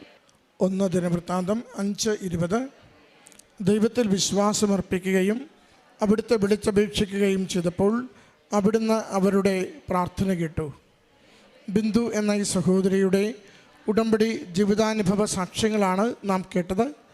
ബിന്ദു ആദ്യം സൂചിപ്പിച്ചത് ഏറെ ക്ലേശത്തിൽ താൻ ചെയ്തുകൊണ്ടിരുന്ന ജോലിക്ക് പകരമായി അമ്മയുടെ അരികിൽ സ്വസ്ഥതയുള്ള ഒരു ജോലിക്ക് വേണ്ടി ആഗ്രഹിച്ച് പ്രാർത്ഥിച്ചപ്പോൾ തൻ്റെ കഴിവുകൾ ഏറെ പരിമിതമാണെങ്കിലും തനിക്ക് സ്വയമേവ പരീക്ഷ എഴുതിയോ ഇൻ്റർവ്യൂവിൽ പങ്കെടുത്തോ നേടുവാനാവാത്തതാണെങ്കിലും അമ്മ മാതാവിൻ്റെ കൃത്യമായ സാന്നിധ്യം കൊണ്ട് സഹായം കൊണ്ട് മകൾ എഴുതിയ പരീക്ഷകൾക്ക് നല്ല മാർക്കും ഇൻ്റർവ്യൂ വളരെ നല്ല രീതിയിൽ പങ്കെടുക്കുവാനുള്ള സഹായം ലഭിച്ച് അംഗനവാടി ടീച്ചറായി മകൾക്ക് ലഭിച്ച ജോലിയെക്കുറിച്ചാണ് സാക്ഷ്യപ്പെടുത്തിയത്. ആ സാക്ഷ്യത്തിൻ്റെ വാക്കുകളിൽ മുഴുവനും not by merit but by grace എന്ന് ആവർത്തിച്ച വാക്കുകളിലൂടെ പറയുന്നുണ്ടായിരുന്നു. എൻ്റെ കഴിവ് വളരെ പരിമിതമാണ്, എൻ്റെ വിദ്യാഭ്യാസം വളരെ പരിമിതമാണ്, അംഗനവാടി ടീച്ചറായി ഞാൻ എങ്ങും സേവനം ചെയ്തിട്ടില്ല, അതിന് വരുന്ന ചോദ്യങ്ങളും രീതികളും ഒന്നും എനിക്കൊട്ട് പരിചയമില്ല. എങ്കിലും അമ്മ മാതാവ് എന്നെ ഓരോ ദിവസവും നയിക്കുകയും ഒരു സ്വകാര്യ സ്കൂളിൽ തുപ്പ് ജോലി ചെയ്തിരുന്ന എന്നെ അമ്മ നയിച്ച ഒരു ജോലിയിലേക്ക്, സ്ഥിരവരുമാനമുള്ള ഒരു പദ്ധതിയിലേക്ക് എന്നെ കൊണ്ടുവന്നു. അത് ഉടമ്പടി പ്രകാരം മാത്രം അമ്മ നൽകിയ സഹായവും നേർച്ച വസ്തുക്കളുടെ ഉപയോഗത്താൽ മാത്രം സഹോദരിക്ക് ലഭിച്ച അനുഗ്രഹവുമെന്ന് ഈ അൾത്താരയിൽ സാക്ഷ്യപ്പെടുത്തുന്നു. രണ്ടാമത്തത് തൻ്റെ മകൾക്കുണ്ടായ അനുഗ്രഹത്തെക്കുറിച്ചാണ്. പലവിധ രോഗങ്ങളുള്ളത് കൊണ്ട് ഗർഭവതിയായാൽ കുഞ്ഞിന് ഗുരുതരമായ ആരോഗ്യ പ്രശ്നങ്ങൾ ഉണ്ടാകുമെന്ന് ഡോക്ടർമാർ അറിയിക്കുന്നു. അതുകൊണ്ട് തന്നെ അമ്മയുടെ കരങ്ങളിലേക്കാണ് ഏൽപ്പിച്ചു കൊടുക്കുന്നത്. അമ്മ ആഗ്രഹിക്കുന്ന സമയത്ത് അവൾക്കൊരു ആരോഗ്യമുള്ളൊരു കുഞ്ഞിനെ നൽകുന്നതിന് വേണ്ടി പ്രാർത്ഥിക്കുന്നു. സഹോദരി പറയുന്നുണ്ട്, പ്രതീക്ഷിക്കാതിരുന്ന സമയത്താണ് അവൾ ഗർഭവതിയായത്. എങ്കിലും ഏറെ പരിശോധനകൾ ആ നാളുകളിൽ ഡോക്ടർമാർ ചെയ്യുന്നുണ്ടായിരുന്നു. ഹൈ റിസ്ക് പ്രഗ്നൻസി എന്ന് പറയുകയും ചെയ്തു. എങ്കിലും നല്ല അമ്മയുടെ മക്കളുടെ ഉടമ്പടി അംഗീകരിച്ചുകൊണ്ട് ഉടമ്പടി നേർച്ച വസ്തുക്കളുടെ നിരന്തരമായ ഉപയോഗത്തിലൂടെ യാതൊരു ആരോഗ്യ പ്രശ്നവുമില്ലാതെ പൂർണ്ണ വളർച്ചയെത്തി പൂർണ്ണ ആരോഗ്യമുള്ള കുഞ്ഞിനെ കരങ്ങളിലേക്ക് നൽകിയതിൻ്റെ സന്തോഷമാണ് ഈ അൾത്താരയിൽ പങ്കുവെച്ചത്. പ്രിയമുള്ളവരെ, നമുക്ക് അസാധ്യമെന്ന് തോന്നുന്നത്, നമുക്ക് ജീവിതം തന്നെ ക്ലേശകരമായി ഭാരപ്പെട്ടുവെന്ന് തോന്നുന്നത്, ഒരുപക്ഷെ മകൾക്ക് ഇനിയൊരു ആരോഗ്യമുള്ള കുഞ്ഞിനെ എനിക്ക് ജീവിതത്തിൽ ലഭിക്കുമോ എന്ന് സംശയിച്ചിരുന്ന നാളുകളിൽ അമ്മ ഇടപെടുകയും ഈശോയിൽ നിന്ന് അത്ഭുതകരമായി സൗഖ്യപ്പെടുത്തുന്ന ആരോഗ്യമുള്ള ജീവിതത്തിന് പ്രതീക്ഷ കൊടുക്കുന്ന അനുഭവങ്ങൾ ഈ കുടുംബത്തിന് ലഭിച്ചതിനെയാണ് ഈ അൾത്താരയിൽ സാക്ഷ്യപ്പെടുത്തുന്നത്. അമ്മയുടെ കരങ്ങളിലേക്ക് ഏൽപ്പിച്ചു കൊടുക്കുന്ന നിയോഗം എത്ര കണ്ട് അസാധ്യമോ, എത്ര കണ്ട് പ്രയാസകരമോ, എത്ര കണ്ട് നമുക്ക് തന്നെ ലഭിക്കുമോ എന്ന് വിശ്വാസമില്ലാത്തതുമാണെങ്കിലും അമ്മ അത് ഏറ്റെടുക്കുവാൻ തയ്യാറാണ്. അമ്മ ജീവിതത്തിൻ്റെ ഏത് വിഷയവും ഏറ്റെടുക്കുവാൻ തയ്യാറാണ്. അമ്മ തിരുക്കുമാരൻ്റെ സന്നിധിയിൽ നമുക്ക് വേണ്ടി എത്ര നേരവും എത്ര നാളും പ്രാർത്ഥിക്കുവാൻ തയ്യാറാണ്. നമ്മൾ അമ്മയോടൊപ്പം നമ്മുടെ ജീവിതത്തെ സാക്ഷ്യപ്പെടുത്തുവാൻ വിധം, ദൈവത്തിനെ ഉടമപ്പെടുത്തുവാൻ വിധം നമുക്ക് ജീവിക്കുവാൻ തയ്യാറാണോ? ഓർക്കണം, നമ്മൾ 10, 40, 60 വർഷത്തെ ജീവിതമാണ് അമ്മയുടെ കരങ്ങളിൽ കൊടുത്തിട്ട് നമ്മൾ പറയുക, ഈ നിമിഷം മുതൽ ഞാൻ നന്നായി ജീവിക്കാം, എൻ്റെ ഇത്രയും വലിയൊരു ആവശ്യം നേടിത്തരണമെന്ന്. നാം ചോദിക്കുന്ന ആവശ്യം എത്രയോ വലുതും അമ്മയുടെ മുമ്പിൽ ഏൽപ്പിക്കുന്ന നമ്മുടെ കമ്മിറ്റ്മെൻറ്റ് എത്രയോ ചെറുതുമാണ്. എങ്കിലും നമ്മുടെ കമ്മിറ്റ്മെൻറ്റ് ചെറുതാണെങ്കിൽ കൂടിയും വലിയ ആവശ്യങ്ങൾ നിവർത്തിച്ചു തരുവാൻ അമ്മയ്ക്ക് യാതൊരു മടിയുമില്ലെന്ന് ഈ കുടുംബവും ഈ അൾത്താരയിൽ സാക്ഷ്യപ്പെടുത്തുകയാണ്. പ്രിയമുള്ളവരെ, ഉടമ്പടി വേഗം വേഗം അനുഗ്രഹങ്ങൾ പ്രാപിക്കുന്ന ഒരു ജീവിതക്രമം മാത്രമല്ല, ഉടമ്പടി വേഗം വേഗം ദൈവത്തിന് ആത്മാവിനെ കൊടുക്കുവാൻ നമ്മളെ നിരന്തരം പ്രചോദിപ്പിക്കുന്ന ഒരു ദൈവിക പദ്ധതിയാണ്. ആത്മാവിനെ കൊടുക്കുവാനുള്ള നിൻ്റെ സന്നദ്ധത അത് വേഗത്തിലാകുമ്പോൾ നിൻ്റെ ജീവിതത്തിൻ്റെ ഏറ്റവും ഇരുണ്ട് കയറിയ പ്രശ്നങ്ങളിൽ പോലും അമ്മയുടെ സഹായം ലഭിക്കുന്നത് കാണാനാവും. അതുകൊണ്ട് നമുക്ക് ഒറ്റ ജീവിതമേ ഉള്ളൂ, നമുക്ക് ഒറ്റ മനസ്സേ ഉള്ളൂ. അമ്മ മാതാവിൻ്റെയും ഈശോയുടെ മുമ്പിൽ നമുക്ക് പറയണം, പല മുഖത്തോടു കൂടിയല്ല ജീവിക്കുന്നത്. എൻ്റെ ആത്മാവിനെ ശുദ്ധീകരിച്ച് എൻ്റെ ബന്ധങ്ങളിൽ, എൻ്റെ ജീവിതത്തിൽ, എൻ്റെ സാമ്പത്തിക മേഖലയിൽ, എൻ്റെ തൊഴിലിടത്തിൽ, എൻ്റെ കുടുംബത്തിനുള്ളിൽ ഞാൻ ജീവിക്കുന്നത് തെളിമയോടുകൂടിയാണ്, വിശുദ്ധിയോടുകൂടിയാണ്, ദൈവഹിതം അനുസരിച്ചെന്ന് പറയുവാൻ നാം തയ്യാറായി മുന്നോട്ട് വരുമ്പോൾ, ദൈവത്തിന് നമ്മളെ വിശ്വസിക്കാമെന്ന് ദൈവം വിചാരിക്കുന്ന സമയം വരുമ്പോൾ ജീവിതത്തിൽ നമുക്കത് അനുഗ്രഹത്തിൻ്റെ അനുഭവങ്ങളായി തുടർച്ചയായി മാറിക്കൊണ്ടിരിക്കും. അതിൻ്റെ സാക്ഷ്യം ഈ കുടുംബം ഈ അൾത്താരയിൽ ഏറ്റുപറയുന്നു. നമ്മുടെ ജീവിതത്തെ, സങ്കടങ്ങളെ, ദുരിതങ്ങളെ, തകർച്ചകളെ അമ്മയുടെ കരങ്ങളിലേക്ക് ഏൽപ്പിച്ചു കൊടുത്തുകൊണ്ട് അവർക്കും അവനും ഇവനും ഒക്കെ ലഭിക്കുന്ന അതേ അനുഗ്രഹം, അതേ ദൈവ സാമീപ്യം, അമ്മയുടെ സഹായം എൻ്റെ കുടുംബത്തിൽ, എൻ്റെ ജീവിതത്തിൽ, എൻ്റെ പ്രശ്നത്തിലേക്ക് അമ്മ ഇറങ്ങി വരണമേ എന്ന് പ്രാർത്ഥിക്കാം. അമ്മ കൂടെ നിൽക്കും. അമ്മ ഈശോയോട് ഏത് ജീവിത വിഷയവും ഏൽപ്പിച്ചു കൊടുത്ത് നമുക്ക് വേണ്ടി പ്രാർത്ഥിക്കുകയും നമ്മളെ സഹായിക്കുകയും ചെയ്യും. ഈ കുടുംബത്തിന് ലഭിച്ച ഈ 2 വലിയ അനുഗ്രഹങ്ങൾക്കും അമ്മ മാതാവിനും ഈശോയ്ക്ക് നന്ദി പറഞ്ഞുകൊണ്ട് കരങ്ങളടിച്ച് ഈ സാക്ഷ്യം നമുക്ക് സമർപ്പിക്കാം. ഞാൻ എറണാകുളത്തു നിന്ന് വരുന്നു.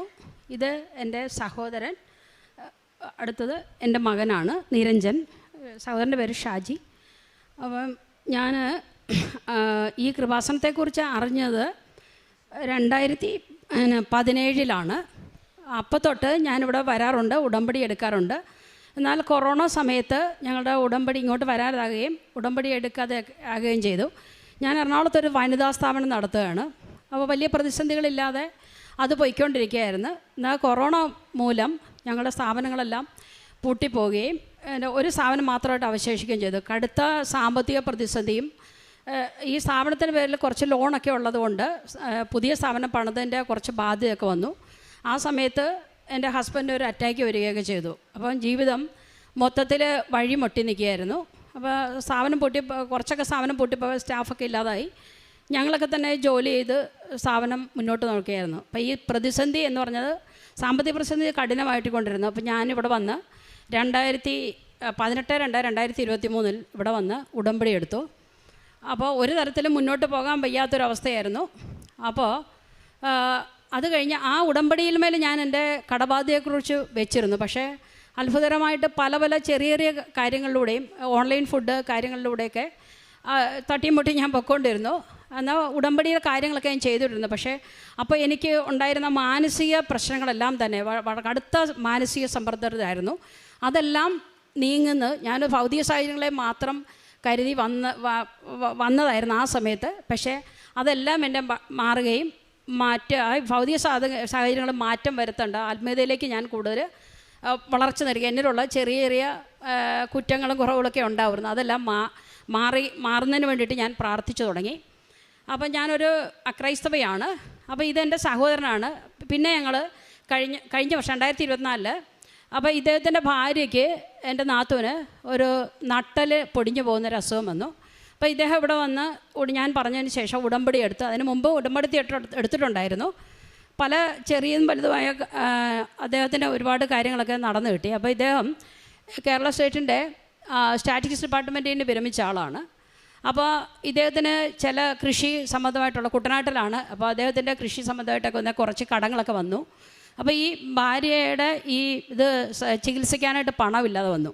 അപ്പോൾ ഉടമ്പടിമേൽ പോയി വല്ലാത്ത സാമ്പത്തിക ബുദ്ധിമുട്ട് ഇരിക്കുമ്പോൾ പെട്ടെന്ന് ഒരു ദിവസം ആ ഓപ്പറേഷന് ഡേറ്റ് ഫിക്സ് ചെയ്തിരുന്നു. പക്ഷേ അത് മുന്നോട്ട് അതായത് ഓപ്പറേഷൻ ചെയ്യാനായിട്ട് പണമില്ല വരുന്നു. പെട്ടെന്ന് ഒരു ദിവസം എന്നെക്കൊണ്ട് അല്ലെങ്കിൽ ഞാൻ ഇദ്ദേഹത്തിനെ വിളിക്കുകയും പെട്ടെന്നൊരു എമൗണ്ട് ഞാൻ ഒരിക്കലും എനിക്കും കടം ബാധ്യത വന്നിരിക്കുക. അപ്പോൾ പെട്ടെന്നൊരു എമൗണ്ട് ഇദ്ദേഹത്തിനോട് ഞാൻ ഓഫർ ചെയ്യുകയും അതേ തുടർന്ന് എൻ്റെ സഹോദരരെല്ലാം ചേർന്നിട്ട് ഒരു വലിയ എമൗണ്ട് ഇദ്ദേഹത്തിന് നൽകുകയും ഭാര്യയുടെ ഓപ്പറേഷൻ ഇദ്ദേഹം വെച്ച ഉടമ്പടിയിലൂടെ ഞങ്ങൾ വെച്ച ഉടമ്പടിയിലും അതെല്ലാം പരിഹരിക്കപ്പെടുകയും ഇപ്പോൾ ചേച്ചി വിശ്രമ ജീവിതത്തിലാണ്. നടക്കാനൊക്കെ പറ്റും, കുഴപ്പമൊന്നുമില്ല. അടുത്ത എൻ്റെ സാക്ഷ്യം എൻ്റെ മകൻ നിരഞ്ജൻ. അപ്പോൾ ഞാൻ 2017 ഇവിടെ വന്ന് ഉടമ്പടി എടുത്തിട്ടാണ് എൻ്റെ മകന് നവോദയയിൽ പ്രവേശനം കിട്ടിയത്. അപ്പം തൊട്ട് തന്നെ ഞാൻ ഉടമ്പടിയിലായിരിക്കുകയും ചെയ്യുന്നു. പക്ഷേ ഇവന് ഇവിടെ വന്ന് ഞാനൊരു ദിവസം ഇവൻ CA-ക്കാണ് പഠിച്ചുകൊണ്ടിരുന്നത്. അപ്പോൾ ഇവിടെ വന്ന് പ്രാർത്ഥിച്ച ശേഷമാണ് ഫൗണ്ടേഷൻ തന്നെ കിട്ടിയത്. അതിനുശേഷം CA-യുടെ കോഴ്സിനെ കുറിച്ച് അറിയാം ഇൻ്റർ പാസ്സാകാൻ വളരെ ബുദ്ധിമുട്ടാണ്. അപ്പം ഞാനിവിടെ വന്ന് സാക്ഷ്യം കേൾക്കുമ്പോൾ മോൻ്റെ 2 ഫൈനലിസ്റ്റുകൾ ഇവിടെ വന്ന് CA-ക്കാർ സാക്ഷ്യം പറഞ്ഞു. അപ്പോൾ ഞാനിവിടെ ഇരിപ്പുണ്ട്, ഇയാളുടെ മുന്നിൽ ഇരിപ്പുണ്ട്. അപ്പോൾ എനിക്ക് ആഗ്രഹമുണ്ട് എൻ്റെ മകനെ പറ്റിയും ഇതുപോലെ ഒരു സാക്ഷ്യം പറയണമെന്ന്. പക്ഷേ ഫൈനൽ ആയില്ലെങ്കിലും പോലും 20 വയസ്സിൽ തന്നെ അവന് ഞാനിവിടെ നിന്ന് പ്രാർത്ഥിച്ചതിൻ്റെ ഫലമായിട്ട് ഇവനെ ഇവിടെ കൊണ്ടുവന്ന് പ്രാർത്ഥിപ്പിച്ചു. ഇവൻ പഠിക്കുന്ന സ്ഥലത്തു നിന്ന് ഇവിടെ വന്ന് പരീക്ഷയ്ക്ക് മുമ്പായിട്ട് പ്രാർത്ഥിക്കുകയും കാശുരൂപം കൊടുക്കുകയൊക്കെ ചെയ്തു. എന്തായാലും ഒരുപാട് പേര് ഇവനെ പഠിപ്പിച്ച കുട്ടികൾ തന്നെ ഇതിനേക്കാളും മുതിർന്നവരൊക്കെ നിൽക്കും തന്നെ 20 വയസ്സിൽ അവന് ഇൻ്റർ കിട്ടി. ഇപ്പോൾ അവനൊരു എറണാകുളത്തൊരു ഫേമിൽ 1 വർഷമായിട്ട് വർക്ക് ചെയ്യുന്നു. അത് 2ാമത്തെ സാക്ഷ്യം. 3ാമത് എനിക്ക് കടബാധ്യത മൂലം ഞാൻ ബുദ്ധിമുട്ടിരുന്ന എനിക്ക് ഈ നവംബറിൽ വല്ലാത്ത ബുദ്ധിമുട്ടുണ്ടായിരുന്നു. കുറച്ചൊക്കെ ബുദ്ധിമുട്ട് മാറിയെങ്കിലും നന്നായി കടം എനിക്ക് വീടണമല്ലോ, ബുദ്ധിമുട്ടുണ്ടായിരുന്നു. അപ്പോഴേക്കും എൻ്റെ ഹസ്ബൻഡിൻ്റെ ഒരു ബന്ധു ഞാൻ ആ കുട്ടിയെ ഇവിടെ കൊണ്ടുവന്നിട്ട് ഞാൻ പള്ളിയിൽ നമ്മുടെ മുമ്പിൽ കൊണ്ടുവന്നിട്ടുണ്ടായിരുന്നു അവളുടെ പ്രശ്നങ്ങളെ പരിഹരിക്കാൻ വേണ്ടിയിട്ട്. പക്ഷേ 2 വർഷമായിട്ട് അതിനുള്ള പരിഹാരമൊന്നും കണ്ടിട്ടില്ല. പക്ഷേ അവൾ അതായത് എൻ്റെ ഹോസ്റ്റലിൻ്റെ ഉള്ളിൽ ഒരു മാതാവിൻ്റെ രൂപമുണ്ട്, അതിൻ്റെ മുമ്പിൽ ഒരു കത്ത് എഴുതി വെച്ചിട്ടുണ്ടായിരുന്നു. ആ കത്ത് ഞാൻ ഒരിക്കലും തുറന്ന് നോക്കിയിട്ടില്ല. അപ്പോൾ എപ്പോഴും പൊടി തട്ടി അവിടെ തൂത്ത് വരുമ്പോൾ ഞാൻ 2 വർഷം കഴിയുമ്പോൾ ഞാൻ ഓർക്കും ഇതൊന്നും പരിഹരിക്കപ്പെട്ടിട്ടില്ലല്ലോ, ഞാനാണ് ഉടമ്പടി എടുത്തത്. പക്ഷേ ആ ഉടമ്പടിയിൽ ശക്തമായിട്ട് അവളുടെ പ്രാർത്ഥനയൊന്നും വെക്കാൻ പറ്റിയില്ലോ എന്ന് പറയും. പക്ഷേ എന്നാൽ ഈ 2025 നവംബർ മാസം ആദ്യം തന്നെ ഈ കുട്ടി എന്നെ വിളിക്കുകയും ഒരു ദിവസം എന്നോട് സംസാരിക്കണമെന്ന് പറയുകയും ചെയ്തു. അപ്പോൾ ഞാൻ എന്താണെന്ന് ചോദിച്ചപ്പോൾ വളരെ അത്ഭുതകരമായിട്ട് ഈ പെൺകുട്ടിയെ എല്ലാവരും തന്നെ അവഹേളിച്ചിട്ടിരുന്ന ഒരു കുട്ടിയായിരുന്നു. ഞാൻ മാത്രമായിരുന്നു. എൻ്റെ ഹസ്ബൻഡിൻ്റെ വീട്ടിൽ ഈ കുട്ടിക്ക് വേണ്ടിയിട്ട് അവളെ കേൾക്കാനുള്ള ഒരാൾ ഞാൻ മാത്രമായിരുന്നു. അപ്പോൾ അവളെന്നെ വിളിച്ചിട്ട് പറഞ്ഞു, അത്ഭുതകരമായിട്ട് ഇവൾക്ക് കുറച്ചധികം പണം ഈ പെൺകുട്ടിയുടെ ഒരു ജോലിയിൽ നിന്ന് ഇവൾക്ക് വലിയൊരു എമൗണ്ട് തന്നെ കിട്ടി. നമുക്ക് സങ്കല്പിക്കാൻ പറ്റാത്തൊരു എമൗണ്ട് കുട്ടിക്ക് കിട്ടുകയും എന്നോട് പറഞ്ഞ് ആൻറ്റി മാത്രമാണ് എന്നെ സഹായിച്ചത്, എൻ്റെ ഇല്ലായ്മയിൽ എന്നെ കേട്ടതും എൻ്റെ കുറ്റങ്ങളെ പൊറുത്തതും. അതുകൊണ്ട് ആൻറ്റിയുടെ കടബാധ്യത 16 ലക്ഷത്തോളം വരുന്ന കടബാധ്യത ഞാൻ വീട്ടിൽ തരാമെന്ന് പറയുകയും ഈ കഴിഞ്ഞ മാസം അതിൻ്റെ 8 ലക്ഷത്തോളം രൂപ എൻ്റെ അക്കൗണ്ടിലേക്ക് യാതൊരു ഞാൻ തന്നെ അത്ഭുതപ്പെട്ടു.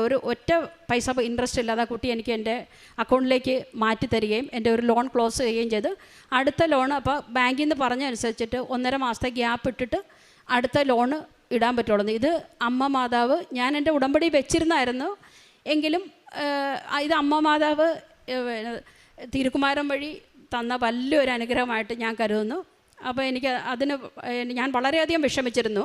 അപ്പോൾ എൻ്റെ ചെറിയ മകൻ വന്നിട്ട് വേണം, ഈ കടം കൂടാതെ വേറെയും സ്ഥാപനത്തിൻ്റെ നടത്തിപ്പുമായിട്ട് ബന്ധപ്പെട്ട് ഒരുപാട് കടങ്ങളുണ്ടായിരുന്നു. അപ്പോൾ ഈ ചെറിയ കുട്ടി പഠിച്ച് വന്നിട്ട് വേണമല്ലോ അവൻ്റെ തലയിൽ ഇത്രയും ബാധ്യത വെക്കാനെന്ന് പറഞ്ഞു. അപ്പോൾ അതിനുശേഷം എൻ്റെ ഈ സഹോദരങ്ങളാണ്. ഞങ്ങൾക്ക് കുഞ്ഞിലേ തന്നെ എൻ്റെ അമ്മ മരിച്ചു പോയതാണ് 2 വയസ്സൊക്കെ ആയപ്പോൾ. എൻ്റെ 6 സഹോദരന്മാർ ചേട്ടന്മാരാണ്, 2 ചേച്ചിമാരും ഉണ്ട്. അപ്പോൾ ഞങ്ങൾ ആ വളരെ അടുത്ത ഒരു ബന്ധമാണ് ഞങ്ങൾ സഹോദരങ്ങൾ തമ്മിലുള്ളത്.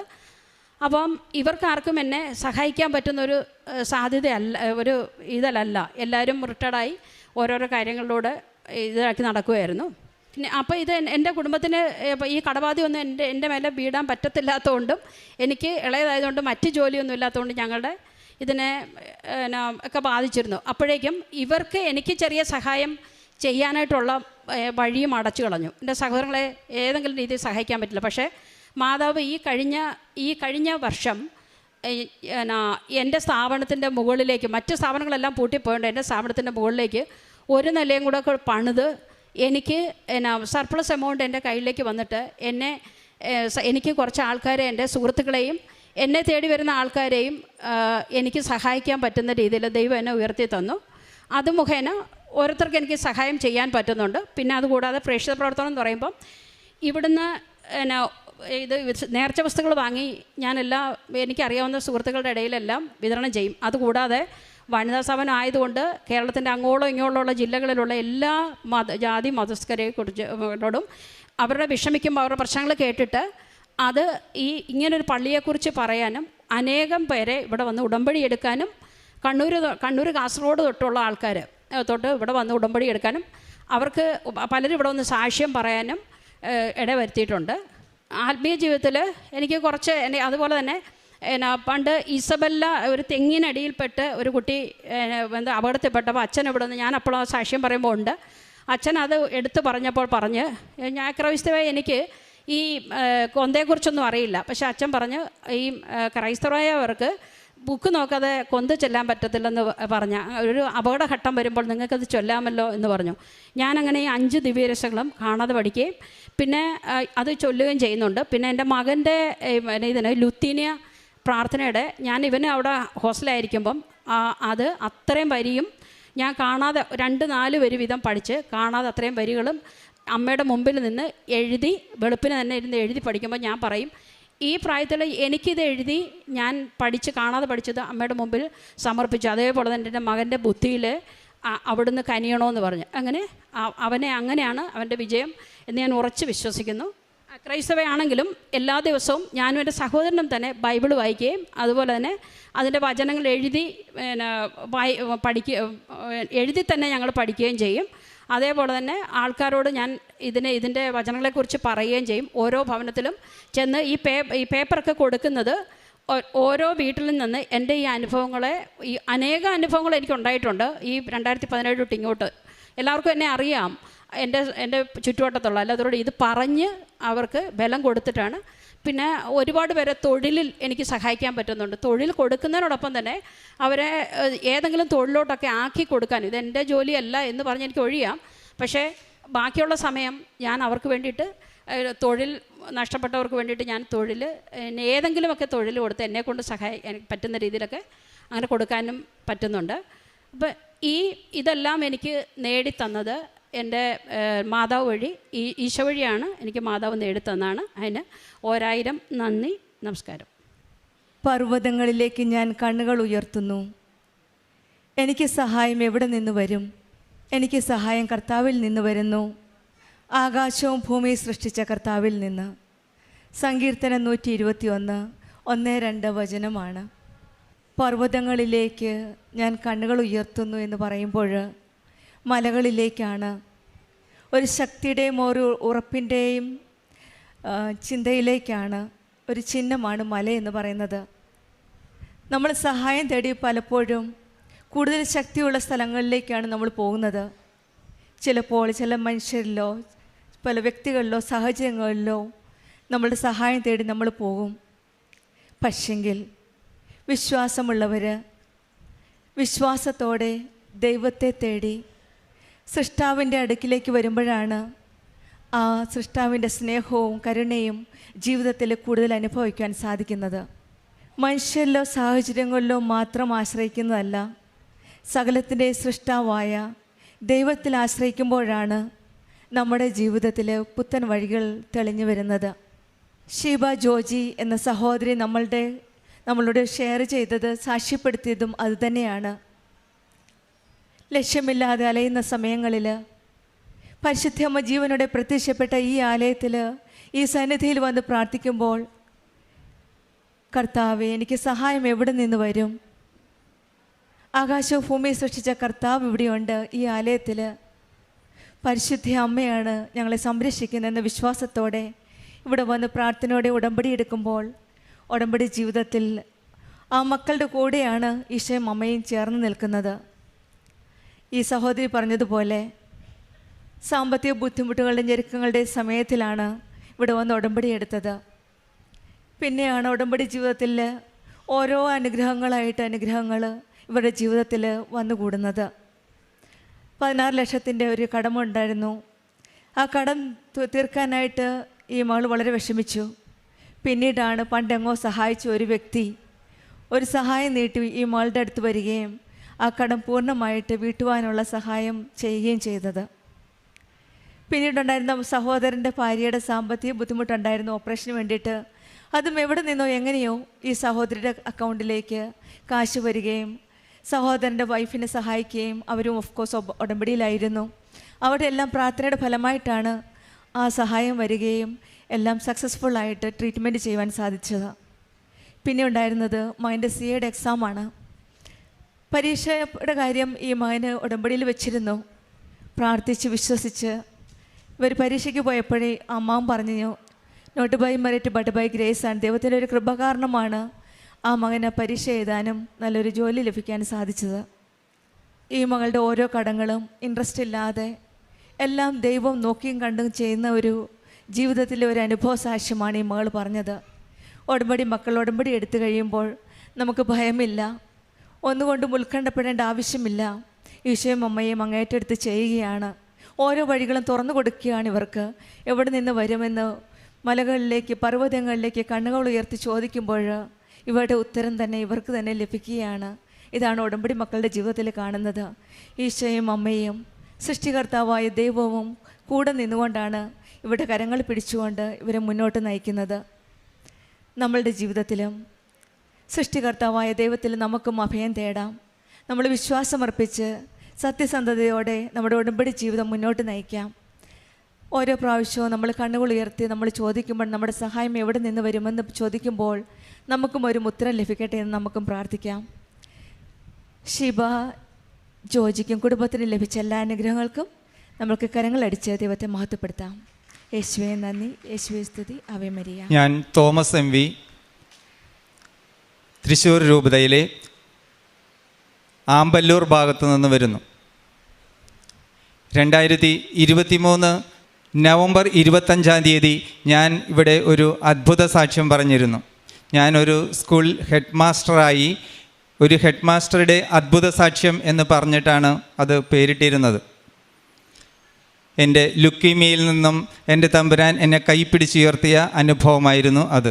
2025 മെയ് മാസത്തിൽ ഞാനും ചേട്ടനും സ്കൂട്ടറിൽ യാത്ര ചെയ്യുമ്പോൾ, ഞാനായിരുന്നു വണ്ടി ഓടിച്ചിരുന്നത്. 60 കിലോമീറ്ററിൽ കൂടുതൽ സ്പീഡുണ്ടായിരുന്നു. എന്നെ മറികടന്ന് ഒരാൾ പെട്ടെന്ന് ക്രോസ് ചെയ്യുകയും ഞാൻ ബ്രേക്ക് ചെയ്യുകയും ചെയ്തു. അപ്പോൾ തന്നെ ഞങ്ങൾ രണ്ടുപേരും സ്കൂട്ടറിൽ നിന്ന് തെറിച്ചു വീണു.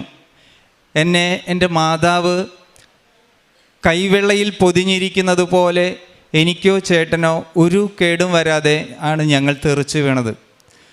ആളുകളെല്ലാം ഓടിക്കൂടി. ഞങ്ങൾ വണ്ടിയെടുത്ത്, ഒരു കുഴപ്പം വന്നില്ല, ഞങ്ങൾ വണ്ടിയെടുത്ത് ഞങ്ങളുടെ ഡെസ്റ്റിനേഷനിൽ എത്തുകയും ചെയ്തു. അടുത്തതായി എൻ്റെ മകളുടെ ഒരു അത്ഭുത സാക്ഷ്യത്തിനായി ഞാൻ മകൾക്ക് കൈമാറുന്നു. എൻ്റെ പേര് ആശ തോമസ്. ഞാൻ ചൈനയിലാണ് പഠിക്കുന്നത്. MBBS ആണ് പഠിച്ചിരുന്നത്. ഞാൻ ആദ്യമായിട്ട് കൃപാസനത്തിൽ വരുന്നത് 2024 ഫെബ്രുവരി 16 ഞങ്ങൾക്ക് HSK എന്ന് പറയുന്ന എക്സാം ഉണ്ട്. ആ എക്സാം പാസ്സായാലാണ് അവിടെ ഇൻറ്റേൺഷിപ്പിന് കയറാൻ സാധിക്കുകയുള്ളൂ. അപ്പോൾ അത് ഞാൻ ആദ്യം ഒരു പ്രാവശ്യം എഴുതി, പക്ഷെ അതെനിക്ക് കിട്ടിയില്ല. 10 മാർക്കിന് ഫെയിലായി. അപ്പോൾ ഞാൻ വെക്കേഷന് ഇവിടെ നാട്ടിൽ വന്നപ്പോൾ ഡാഡിയുടെ ഉടമ്പടിയിൽ അച്ഛൻ്റെ ബ്ലെസ്സിങ് കിട്ടാൻ വേണ്ടി വന്നു. അങ്ങനെ എനിക്ക് ബ്ലെസ്സിങ് കിട്ടി. മാർച്ച് 16 ഞാൻ ചൈനയ്ക്ക് പോയി അവിടെ എക്സാം എഴുതി പാസ്സായി. അങ്ങനെ എനിക്ക് മാതാവിൽ കുറച്ച് വിശ്വാസം വന്നു. അപ്പോൾ ഡാഡി പറയാറുണ്ട്, ഇനി നീ ഉടമ്പടി എടുക്കണം. അപ്പോൾ പക്ഷേ ഞാൻ ഇതിൽ കുറേ നിയമങ്ങളൊക്കെ ഉണ്ടല്ലോ, അപ്പോൾ എനിക്ക് ഇതൊക്കെ പാലിക്കാൻ പറ്റുമോ എന്നൊരു ഡൗട്ടൊക്കെ. അപ്പോൾ ഞാൻ ഇല്ല, ഞാൻ എടുക്കണില്ല, ഡാഡി എടുത്തിട്ടുണ്ടല്ലോ, അങ്ങനെയായിരുന്നു. അങ്ങനെ ഞാൻ ഇൻറ്റേൺഷിപ്പിന് കയറി. അപ്പോൾ ഇൻറ്റേൺഷിപ്പ് കഴിയുമ്പോൾ തന്നെ ഞങ്ങൾ ഇവിടുത്തെ ലൈസൻസിന് വേണ്ടി FMG എന്ന എക്സാം പാസ്സാവണം. അപ്പോൾ അതിന് വേണ്ടി ഞാൻ തയ്യാറായിക്കൊണ്ടിരിക്കുകയായിരുന്നു. അത് ഇപ്പോൾ തന്നെ കേട്ട സാക്ഷ്യം പോലെ നല്ല പാടുള്ള എക്സാമാണ്. ഞങ്ങൾ ഫ്രണ്ട്സ് എല്ലാവരും രാത്രികളിലിരുന്ന് കുറേ ഉറച്ചിരുന്ന് പഠിച്ചു.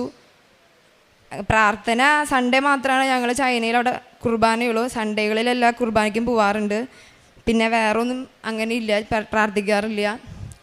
പക്ഷേ എനിക്ക് കുറച്ച് വിശ്വാസം ഉണ്ടായിരുന്നു ഡാഡിയുടെ ഉടമ്പടിയിൽ അച്ഛൻ്റെ ബ്ലെസ്സിങ് കിട്ടിക്കഴിഞ്ഞാൽ എക്സാം പാസ്സാവുമെന്ന്. അങ്ങനെ ഞാൻ ജൂലൈ 23 ഞാൻ വന്നു. അച്ഛൻ്റെ ബ്ലെസ്സിങ് കിട്ടാൻ വേണ്ടി വന്നു. പക്ഷേ അന്ന് പറഞ്ഞു 18 വയസ്സിന് മേലെയുള്ളവർ ഉടമ്പടി എടുത്താൽ മാത്രമേ അച്ഛൻ്റെ ബ്ലെസ്സിങ് കിട്ടുള്ളൂ എന്ന്.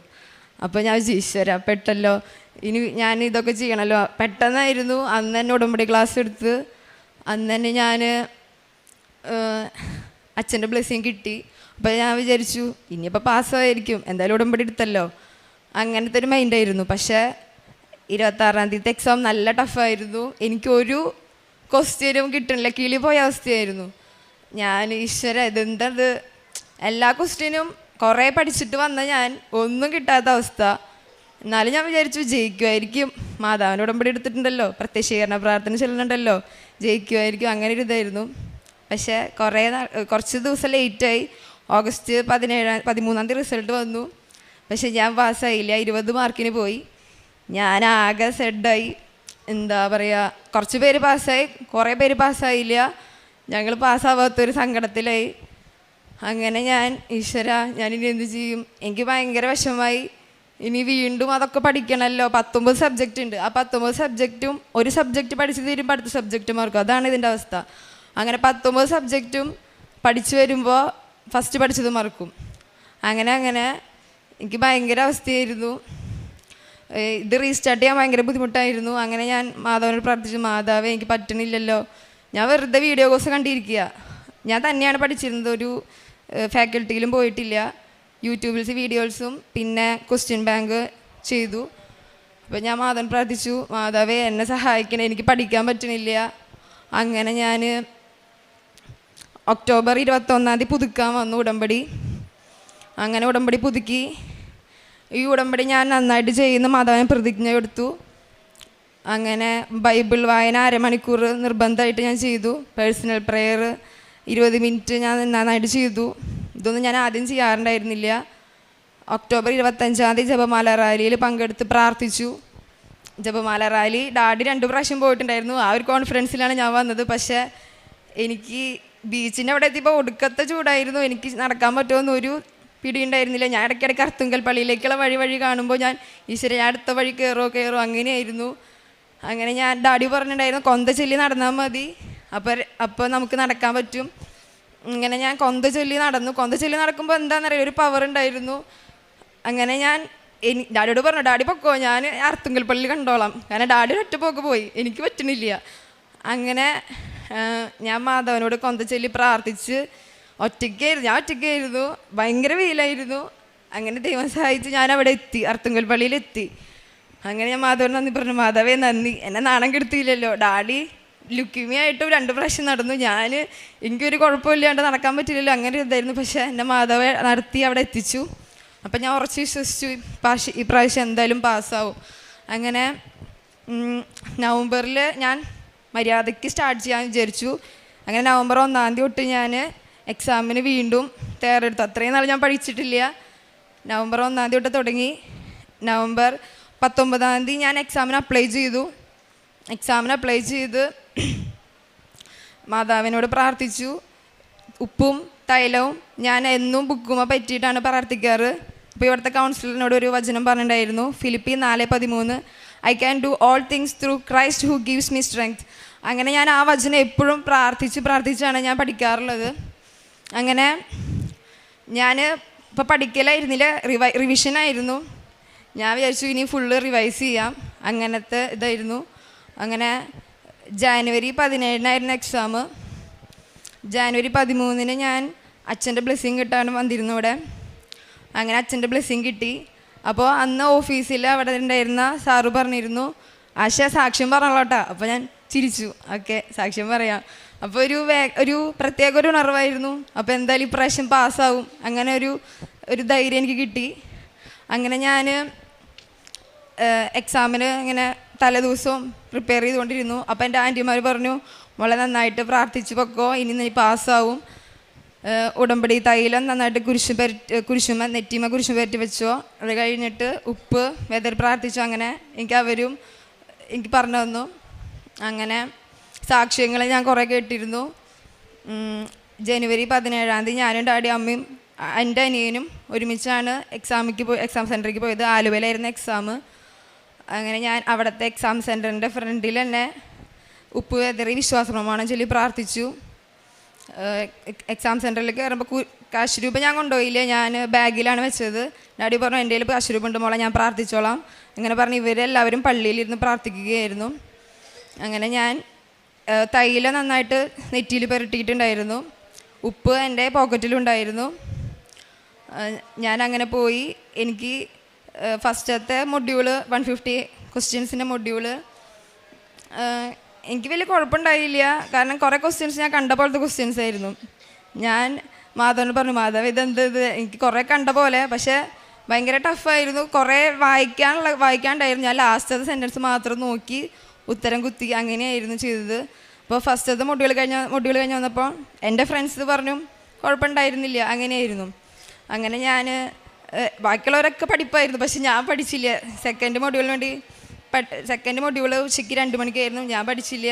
ഞാൻ മാധവനോട് പ്രാർത്ഥിച്ചു, വിശ്വാസപ്രമാണം ചൊല്ലി, അങ്ങനെയായിരുന്നു. അങ്ങനെ രണ്ടാമത്തെ മൊഡ്യൂളിൻ്റെ കയറിയപ്പോൾ എനിക്ക് ഭയങ്കര തലവേദന. എനിക്കൊന്നും നോക്കാൻ പറ്റുന്നില്ല, എനിക്ക് സ്ക്രീനിലേക്ക് നോക്കാൻ പറ്റില്ല. ഞാൻ എങ്ങനെയൊക്കെയോ എനിക്ക് തന്നെ അറിയില്ല. എനിക്ക് മാതാവിന് എനിക്ക് അടുത്ത പ്രാവശ്യം കൂടി വരാൻ സാധിക്കില്ല, എനിക്ക് ഇപ്രാവശ്യം തന്നെ തരണേ, അങ്ങനെയായിരുന്നു ഞാൻ. എനിക്ക് പറ്റണില്ല, എനിക്ക് കമ്പ്യൂട്ടറിൽ നോക്കാൻ പറ്റണില്ല, തലവേദന എടുത്ത് പൊള്ളിയായിരുന്നു. അപ്പോൾ ഞാൻ മാതാവിനോട് പ്രാർത്ഥിച്ച് കുത്തുമായിരുന്നു. അങ്ങനെ എല്ലാം കുത്തി. പക്ഷെ ഞാൻ സന്തോഷത്തോടു കൂടിയാണ് എക്സാം സെൻറ്ററിൽ നിന്ന് ഇറങ്ങി വന്നത്. അപ്പോൾ ഡാഡി അമ്മയും പുറത്ത് നിൽക്കണ്ടായിരുന്നു. അപ്പോൾ ഡാഡി അമ്മയും, മോളെ നിനക്ക് നല്ല സന്തോഷമാണല്ലോ, നിനക്ക് എളുപ്പമായിരുന്നു ചോദിച്ചു. അപ്പോൾ ഞാൻ പറഞ്ഞു കുഴപ്പമുണ്ടായിരുന്നില്ല, പക്ഷെ എനിക്ക് ഭയങ്കര സന്തോഷമായിരുന്നു കേട്ടോ. എനിക്കറിയില്ല, ഭയങ്കര സന്തോഷമായിരുന്നു. എൻ്റെ മാതാവ് എന്നെ പാസ്സാക്കുന്നുള്ളൊരു മൈൻഡായിരുന്നു എനിക്ക്. അങ്ങനെ എൻ്റെ ഫ്രണ്ട്സിനും കുഴപ്പമൊന്നും ഉണ്ടായിരുന്നില്ല. അത് കഴിഞ്ഞ് ഞാൻ വീട്ടിലൊക്കെ യൂട്യൂബിലൊക്കെ തുറന്നോക്കിയപ്പോൾ അവർ ഭയങ്കര ടഫ് എന്ന് പറഞ്ഞു. ടഫ് തന്നെയാണ്. കുറേ സെൻറ്റൻസ് വായിച്ചിട്ട് വേണം എഴുതാൻ. 1 മിനിറ്റിൽ ഒരു ക്വസ്റ്റ്യൻ വായിക്കണം. പക്ഷേ അത്ര സമയമില്ല, അതാണ് പ്രശ്നം.